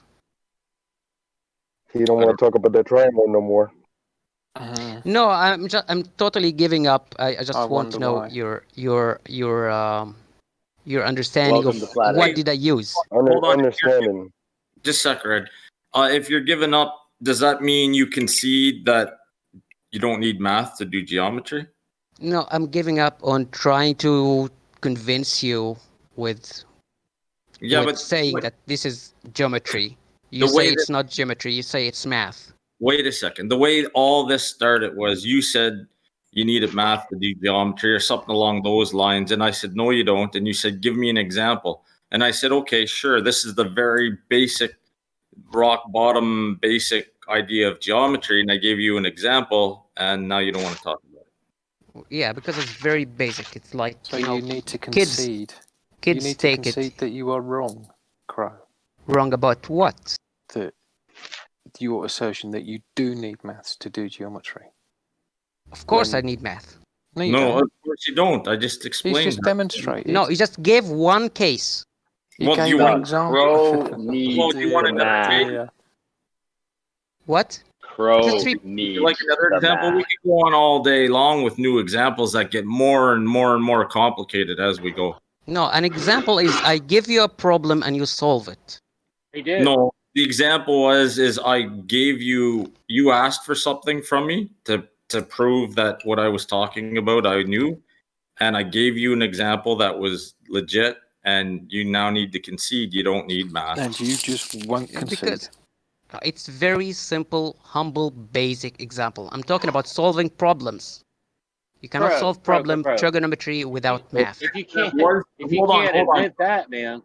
That was solving a problem. You take a line, you mark it on a piece of paper, and then I tell you, without using a ruler or anything else, all you have is a compass and a straight edge, make a triangle that has equal sides and equal angles. Do you even know how to do that, Crowe? I started to explain it, but I got stopped midway. So if you know so much about geometry, why don't you explain to me? And you also said that it's the very basics of geometry. So why don't you go ahead and tell me how you would do that with just a compass and a straight edge? Make a triangle that has 3 equal sides and 3 equal angles. Okay, yeah. So you draw a circle or an arc. From any point of that arc, you draw another arc or circle. And then you go back to the first point and you intersect the second arc. Now, you just draw an arc any place on the page? What? You just draw an arc any place on the page? Oh, you're starting with a line. Oh, so, okay, that starting with a line is very good. I was starting without any lines, with just the compass alone. if I draw a line of piece of paper, hand you the piece of paper, hand you a compass and something that's straight. Yeah, arc from this point and arc from this point, the intersection of the two arcs is the. But I'm talking to grown men. I didn't expect to get the example of third grade. Okay, that's so why I was. Crowe, Crowe, hang on a minute. Have you just not done geometry? That's what I was just gonna say. You just figured out a problem. Did you hear what I said? Have you not just done some geometry? No, I didn't expect because I'm talking to Have you grown not men. just done some geometry? That's third grade geometry, not about to solving jump the on your shapes nap of So the you've earth. done geometry. Did you need maths for that geometry? This is third Just grade answer geometry. The question, Crowe. Are you a third grade? Just Are you a third grader? answer the question, Crowe. Obviously a third grader. Be Wow. honest with yourself, Crowe. Quit lying to yourself. obs- Be honest with yourself. Come on, we all know you didn't use math to make a triangle. You did geometry without math. Concede that point. Why not? Because it's very basic, like third grade or fourth grade maximum. Is it geometry what you just did? Geometry? Third grade geometry? Or was that third grade mathematics? Yeah, there you go. Was that third grade mathematics, trigonometry, or geometry? There, multiple choice. A, B, or C. Well, they all fall into the third grade. Even the maths, which is not there. Man. You can't even be honest with yourself. For God's Crowe. sakes, man, concede or quit wasting our time, man. Oh my You can't No. even be honest with yourself. We're discussing the shape of the Earth. No, we were not discussing the shape of the Earth. We're discussing the solar Geometry. analemma, We were which is discussing done geometry. by geometry or trigonometry. Would you correct me on that for the angles Concede of the the sun? point, Crowe. Alright, guys, No, I I'm out. See. Hey, Geometry. man, this guy's I just ju- wasting time. I'll see y'all later. I just want to know what's later. that field. Is it geometry or trigonometry? I don't know really in the language. Crowe, you're a dishonest fool. No, you're dishonest when you support a question that how to draw a triangle and call this, look, I made trigonometry and geometry, so we don't need math. Whoa, hold on. There's another straw man. Did I say you don't need math? Did I say that? I don't think so. Bro, have you ever been wrong about So- anything ever? Yeah, sometimes. All he can do is build How about straw right men now? now. Yeah, he's just saying shit I didn't say. No. now. Oh, okay. Now we're talking. I'm glad that you said that you didn't say we don't need math. Okay, that's good. So you lied Lied about what? when you said that he said that we don't need maths. No, it's just I did didn't it. say Come on, he corrected me now. He said he never said that. So That's, you that's lied in the first instance. Crowe, make up your mind. I don't know what his claim was exactly. Now he I said- corrected me, and he's made his claim clear. I said you don't need math to do geometry. And you said, oh, really? Give me an example. So I gave you an example, and then you're like, oh, that's third grade stuff. Well, who cares what grade you think it is? It's still an example of using geometry with no need of numbers or mathematics. Okay, what about the rest of the You field of geometry? Bro, can you What make a about- triangle without Concede. using math? Shame. Oh, Just come say on. it, man. Just say it. Yeah, Come on. we've been talking about it. Alright, We say the yeah. compass. We made Yeah. it. So We then made you it. don't That's need good. math to do geometry, right? In Crowe? this case, no. Well, how many cases would you like me to give you? Would you like me to give you another example? Like how many examples would it take for you to finally say, okay, fine, you don't need mathematics to do Mm, geometry? No, it doesn't work this way. It works the other way. I give you a geometric problem and you solve it without math. I think I was wrong from the beginning to ask you, show me. No, the proper thing to do is give you a problem and you solve it without math. What's your problem? Well, the problem is the triangle that you don't know any of its angles. You see it in front of you, and it's tilted toward you by 45 degrees. And then now you perceive the angles in a certain way. When you read the angles, you're going to read them wrong. So you have to correct them. That's the problem.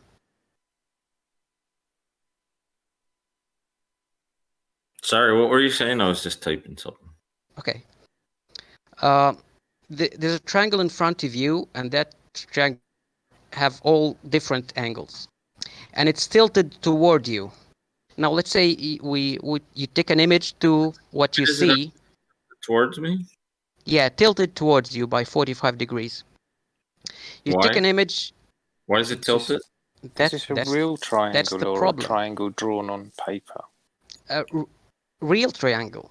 A real triangle. Yeah, and you don't know any of the angles of that triangle. And it's tilted towards you by 45 degrees. You take an image of what you see, you put it on the screen, you measure it, right? You can measure the angles that your eye sees, but these are not the real angles of the triangle.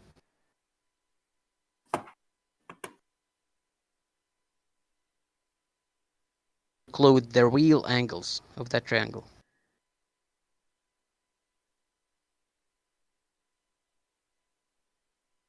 So deception. You want to make a question out of deception. Jeez, that doesn't sound like a Where's goal. deception? I'm giving you a problem to solve.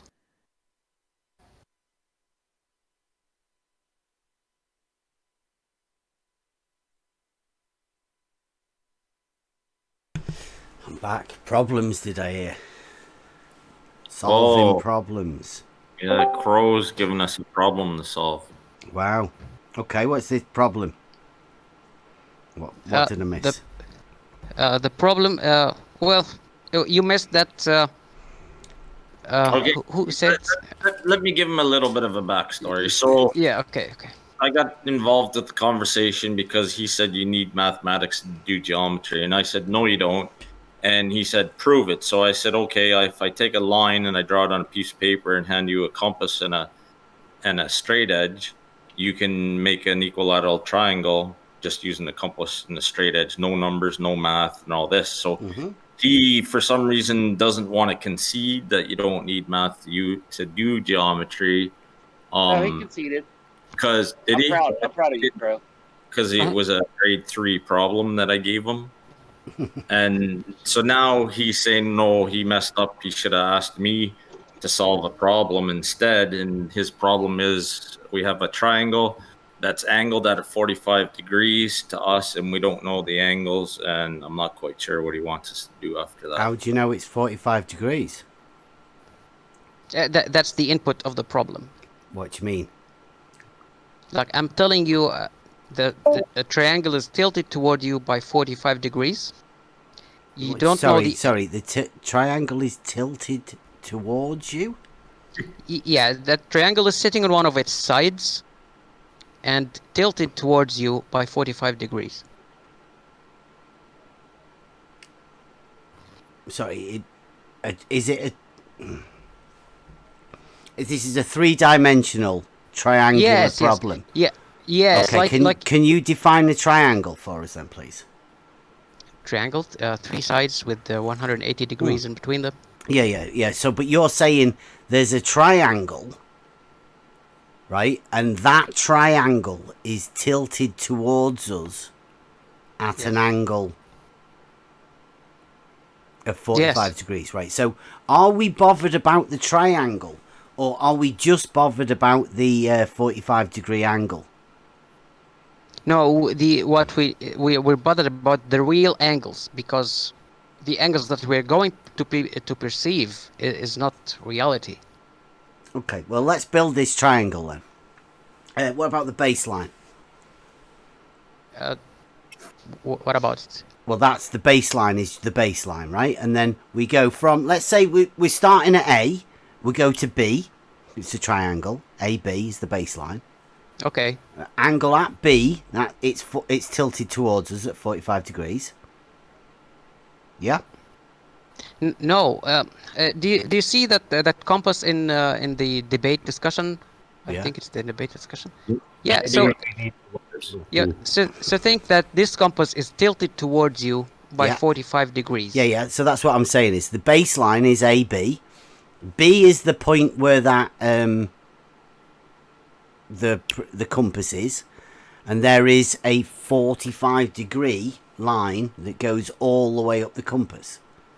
Right? Yeah, and it's then leaning that towards, line goes all the way above A, which would make the line I'll call it C back down to A. So CAB, that angle there would be a right angle, and the angle at ABC would be 45 degrees. Yeah, that would make the angle BCA also 45 degrees. So we've just made our triangle. We've got the 3 angles of the triangle for your problem.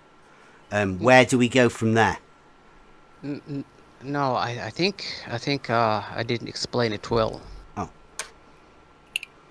You see, that compass, if it's leaning toward you, that exact shape, if it's leaning toward you, it will not look like as we see it right now, right? So you're see, I see. So you're not the talking. Whole plan. You're talking perspective, right? Yes. Okay, so that's got nothing to do with geometry, right? That's perspective geometry. It's a different thing. It's perspective drawing, not really geometry. So it's not much of a problem. It's like an imagination problem, a drawing problem. Not perspective. If what I understand about perspective, that things being closer are bigger, then it's not a perspective problem. Well, what are you saying then? What are you talking about? The triangle of the object, or are you talking about the triangle formed that you use to express how it's orientated? The plane of the triangle is tilted towards us. Along that triangle that I just spoke, a 45-degree equilateral triangle. Right, 45 degrees is what you said. 45 towards us, not sides.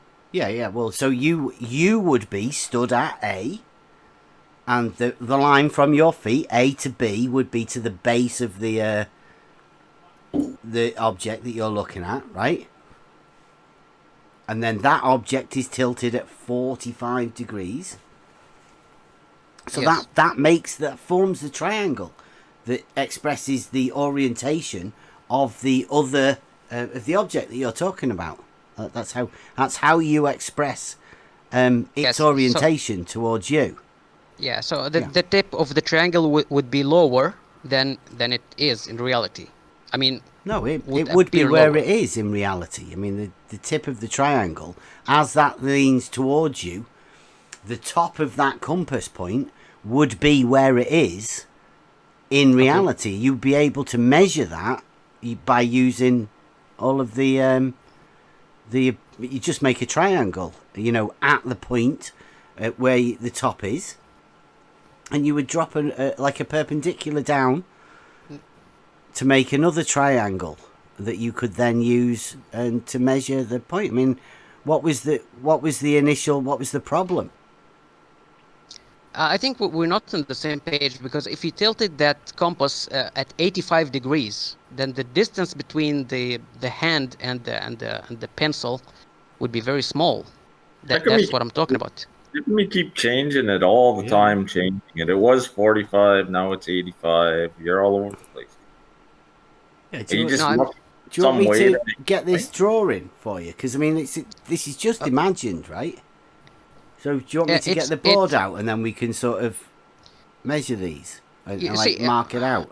If you're holding this picture as a physical picture of this compass, and it's in front of you, you're putting it on a table, but you tilt that image 45 degrees toward you. Oh, come on! You're not doing geometry with images, pictures of things, are you?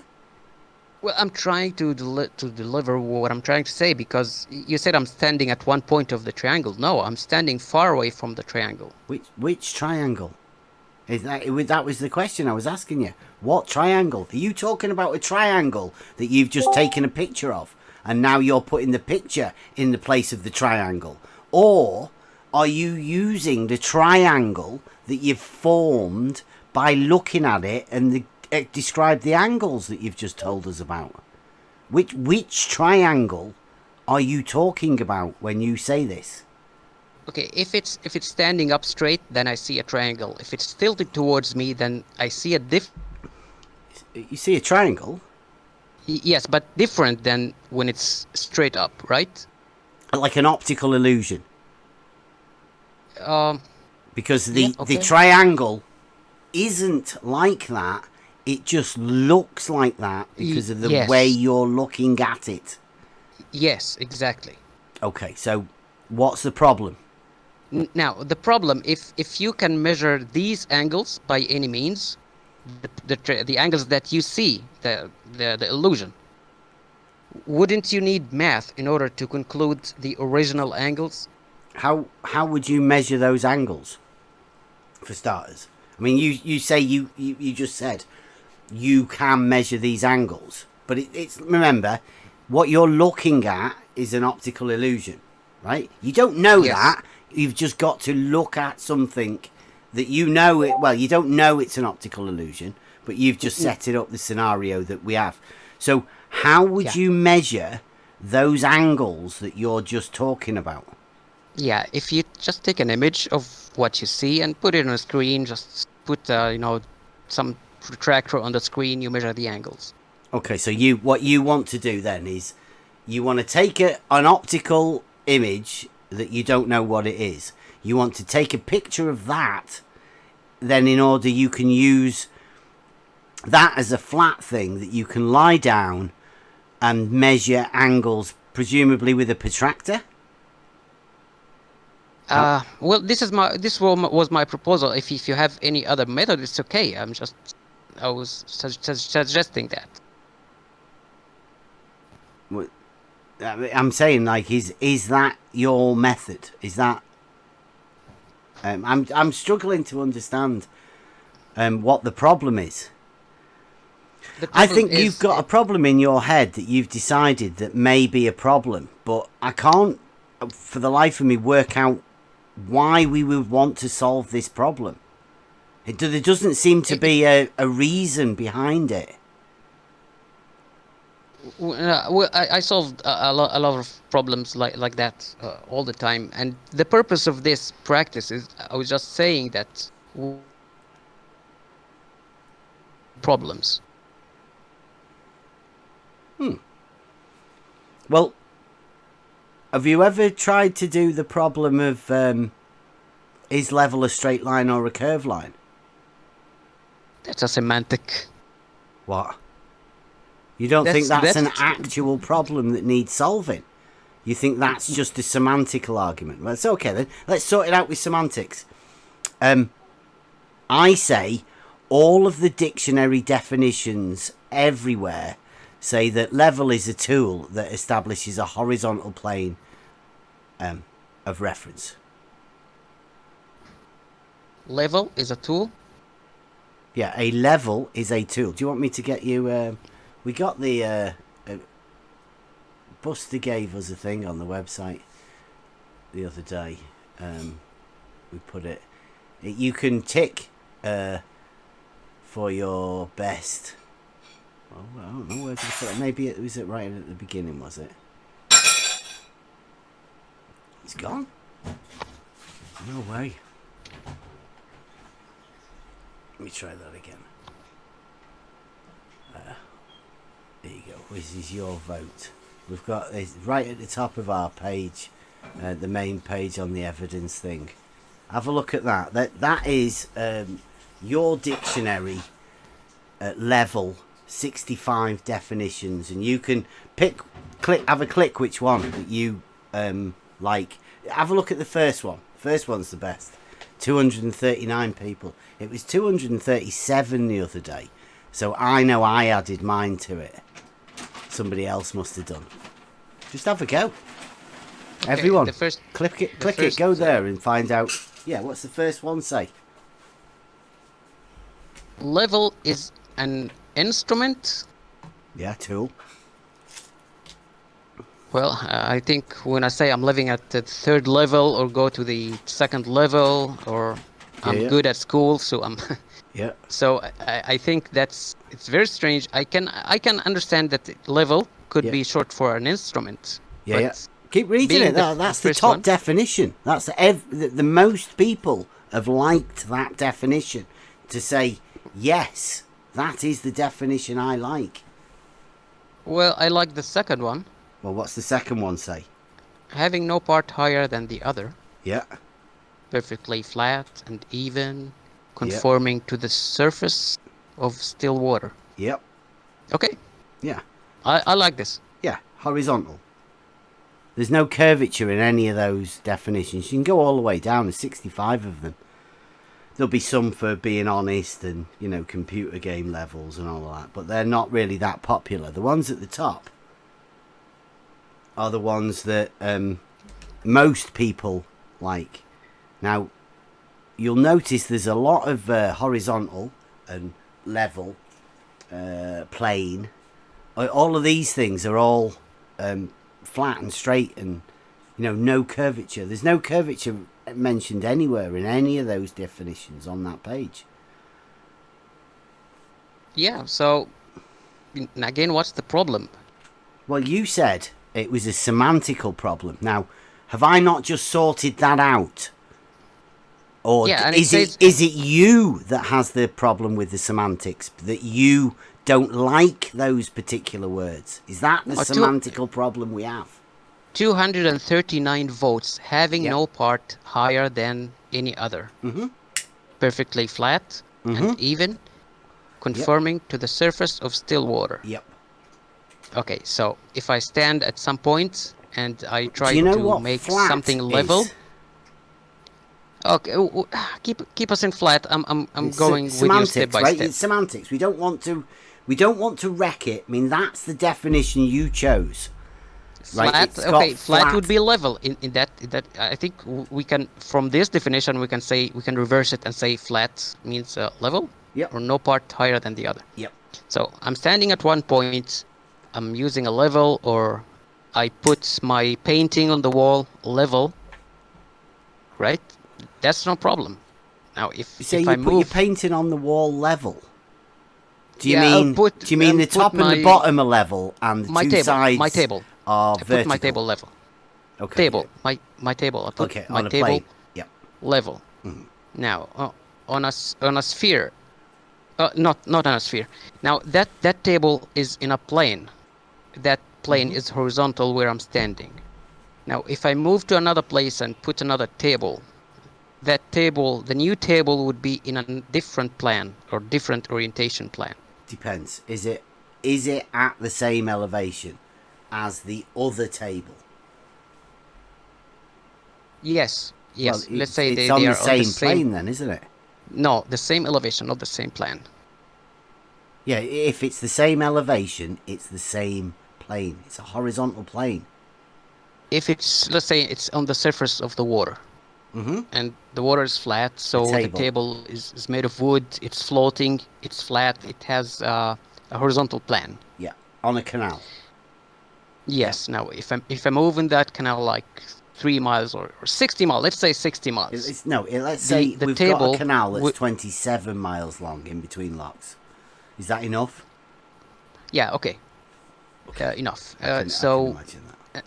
The table will be horizontal in that new point, but it will not have the horizon of, will not be in the same plan of the first table. It would be parallel to the horizon. That's it.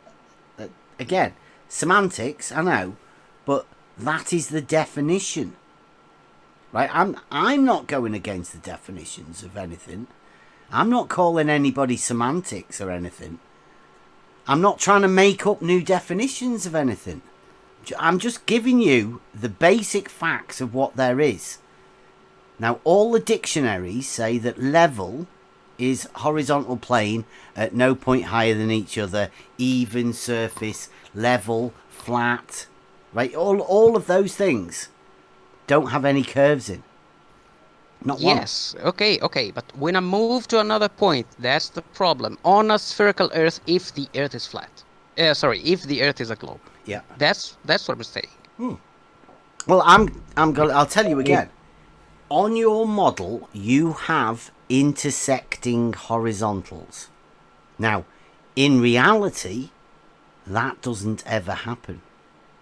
Now, you can carry on thinking that that's a semantical argument if you want. No, that's not semantic. Yeah, we're good. Yeah, We're free from semantic. It's us pointing out a fallacy within your model. Right? You're not seeing that fallacy. No, it's a fallacy when proving that the horizontal planes of 2 points don't intersect. That would prove that the Earth is flat. Yeah, they're parallel. Green track. Hang on, Crowe, have you got a definition saying that horizontals do intersect?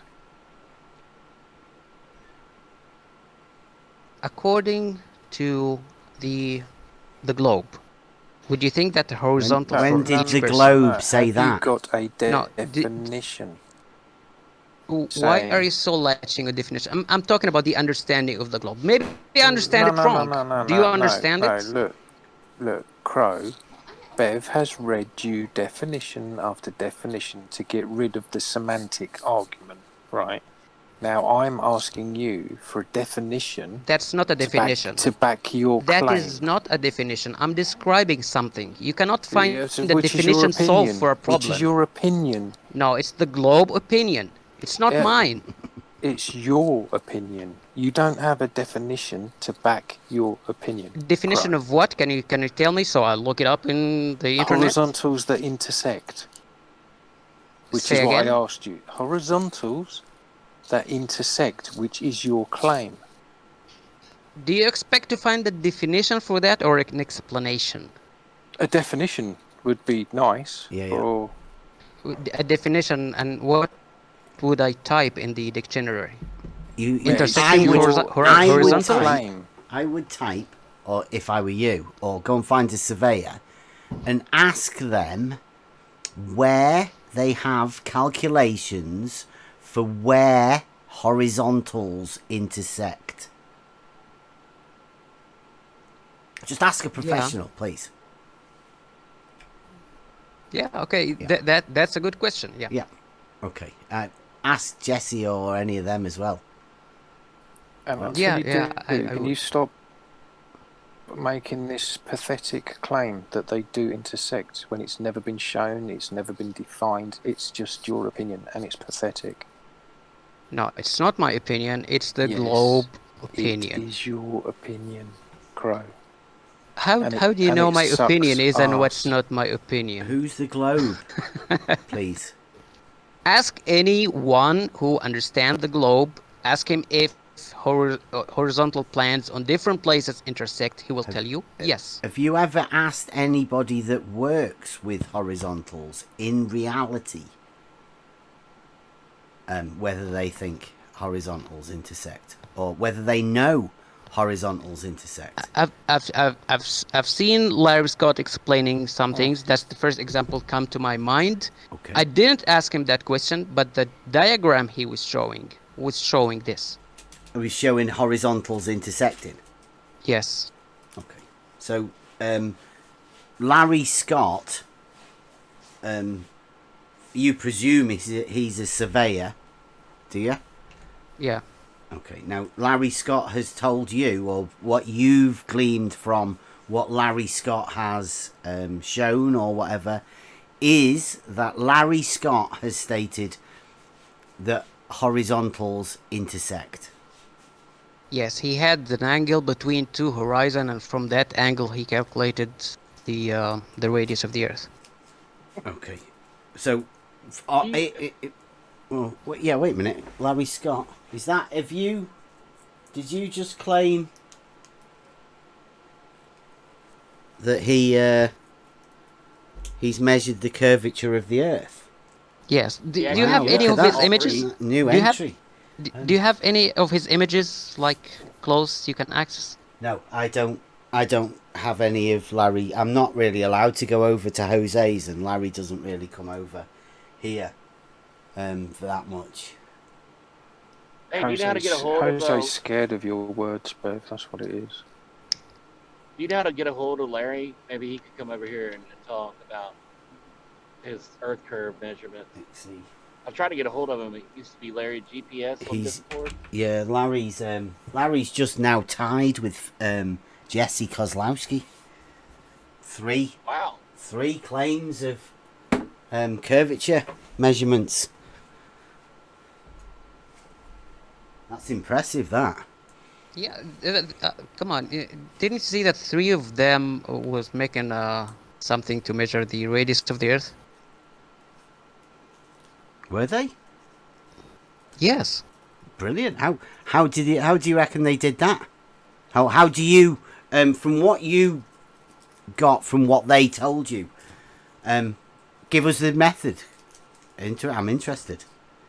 Yes. So they basically all of them were looking at the sun at the same point, as far as I think. Looking at the sun. measuring the sun. Yeah. I said looking at the sun, measuring the elevation angle from 3 locations. So of the sun. Yeah. The light in the sky. Are you talking about Eratosthenes, like thousands of years ago? Eratosthenes, I think, was a well and a stick. Now they used these devices. What do you call it? Auto level or theodolite, something like that. Yeah. Yeah. So they look at the sun. Yeah. I'm with you. And measure the elevation angle to the sun, each one of them. Yeah. And they know the distance between each one of them. They know the distance.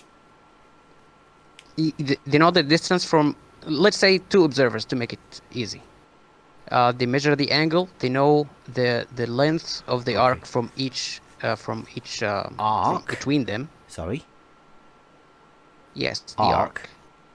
Yes. Right. So we'll take one step back again. They measure an angle. Where's this angle from? And to the elevation angle. Yeah, it's an inclination. An angle is the inclination of between 2 straight lines. An inclination of one straight line to another. It's the angle between it, which is the angle particularly is a gradation of a circle into 360 parts. Yeah. Yeah. Okay. Right. So the angle that they're measuring, where's the angle from and to? It's measured from vertical, and then they subtract 90. They or measure 90 minus the vertical. 90 minus the vertical. And what's the vertical? The vertical is the vector from his feet to the center of the Earth. They were not trying to prove that the Earth is a sphere. I just want to make this clear. It was the vector from his feet to the center of the Earth. That is the vertical that they minused 90 degrees from to get the angle. Yeah, I think so. I'm angle really, really confused. So the angle, usually I would presume, would be from the horizontal up to wherever it is that you want to measure, right? Or would you not do that? Yes. The point I'm trying to make that they, as far as I know, they don't measure things from the horizon. Right. Well, okay, but I'm just trying to look at this geometrically. I'm sorry, but I think very geometrically when I'm doing that. So there's a guy and he stood there with his theodolite, right? And now he wants to measure an angle. So first off, he has to point his theodolite looking at something, right? And then zero it or whatever. Then turn or raise, elevate or whatever to the other thing that he wants to look at, right? Then he can measure the amount of turn he's made with his particular instrument, right? That amount of turn is called an angle. Yes, okay. Right, So it's the in order to elevation get angle. that angle, please describe what they look at first and then where they end up. I think you the one can do that better than me because No, you I use don't know. things like You're that. the one that's telling me. You've I'm just telling cited. you what. You've cited Larry as measuring curvature or No, measuring the radius. Yeah, okay. Yes. Right? Now, Sorry, can I say one thing real quick? Can you look at the debate discussion? Are you not aware of celestial refraction? It makes images, or it makes objects appear to be in a different location. You know, like the Yes, sun. yes, It's not but where you yeah, think it is. the angle So you're looking was at higher. something. Yeah. You're looking at something that's not really where you think it is, and you're measuring an angle from something that's not even where you think it is. But do you know where does it start, where does it end, and what's can the we do maximum value? Can we do the angle bit first? Like how? Yes, okay. Right, okay. So where is he pointing his theodolite at to start the angle? He pointed to the sun. He reads the angle. What do you mean he points it at the sun and reads the angle? Isn't the theodolite has something to measure the elevation angle, or in order, like I've just expressed to you, right? In order to measure an angle, you need to start off at one place and then measure a straight line to the other place. The amount of travel is called an angle. So you can't just look at the sun and measure an angle. An angle to what? What exactly is the angle that he is measuring? Where's it from? Where's it to? From level, from in front of you, from 90 degrees from vertical. From the horizon?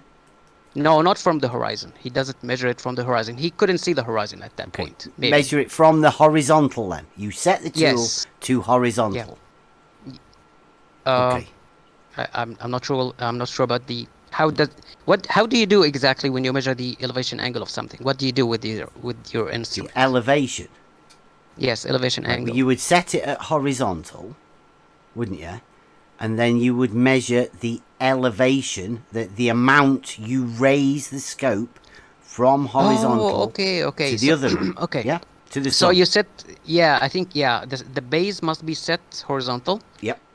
And then whenever he put up his device, it just measure. Yep. Right? Yeah. Okay. So that angle is a straight line on the horizontal. Yeah. Measuring up to the sun. Let's say the center point of the sun. Yes. Yeah. Okay. So I'm at point A. Who can I be? I'll be Jesse, right? I'll be the big K. Okay. So I say, I've got an angle of 20 degrees. Yeah? Yes. And you are... Do you want to be Larry? Oh, okay. Let's say I have an angle of 25. Okay, brilliant. Now, I've got an angle, you've got an angle. And that's an angle from horizontal to the sun. To a light in the sky, yeah? From my horizontal and from your horizontal, yes. Yeah, well, it's just the horizontal. That's the angle that we've measured. Yeah. Okay. Now, where do we go from there? They have the distance between them. I think they got it from Google Earth or something like that. Yep. The direct distance. Yep. Let's say there's 100 miles between us. Yeah? Yeah, 100 miles. So it's 100 mile. Yeah. And it was 5 so degrees. The baseline is 100 miles. That's a straight line. Yeah? And the angle at my end was 25 degrees. Or 20, sorry, and yours was 20 25. and me 25, but Yeah. it was not this straight line between them. It's, you know, supposedly the line along the arc of the Earth. Oh, so that the line between us, you're going to curve, and the Nope. rest the straight line. So, so one of the lines of the Oh. triangle that we're going to use is curved, and the other two are straight lines.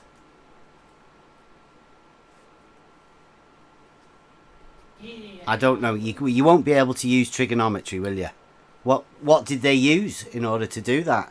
I've never heard of measuring. I think you need 3 straight lines in triangles to measure distances He's or dropped anything. out, Boo. Oh, has he? Yeah. Oh dear. Maybe that was just too much for him. He was having to do too much imagination on how Larry. Oh, he only stayed for 3 hours. Yeah. Do you think it was the fact that he hasn't really understood what Larry's been telling him, and they've just gone along with the fact that Larry said they've measured Yeah, he's having to defend the Three Stooges. Yeah. And they put him in a weird spot here where he's trying to defend something like this, and he's like, oh, shit. It's measured angles, but then they put an arc in there. They just throw a curved line in between. Right. Fantastic. Who was that? I'll send him a message. Ask Larry. him where he run to. Crowe XE. Oh, Crowe XE. Crowe. Yeah. I use think the Crowe. Yeah, he might have thought I was over talking him a bit much, but I think he was here for a few hours, so maybe maybe he was like worn out, or maybe his internet dropped out. I don't know. Yeah, he did have a bad connection. I don't know what time it is in Egypt. I have no clue. Yeah. Would that be similar to you guys? A couple of hours ahead of us. I think 3 hours ahead of us, aren't they? So it'd be coming up to 11 o'clock there.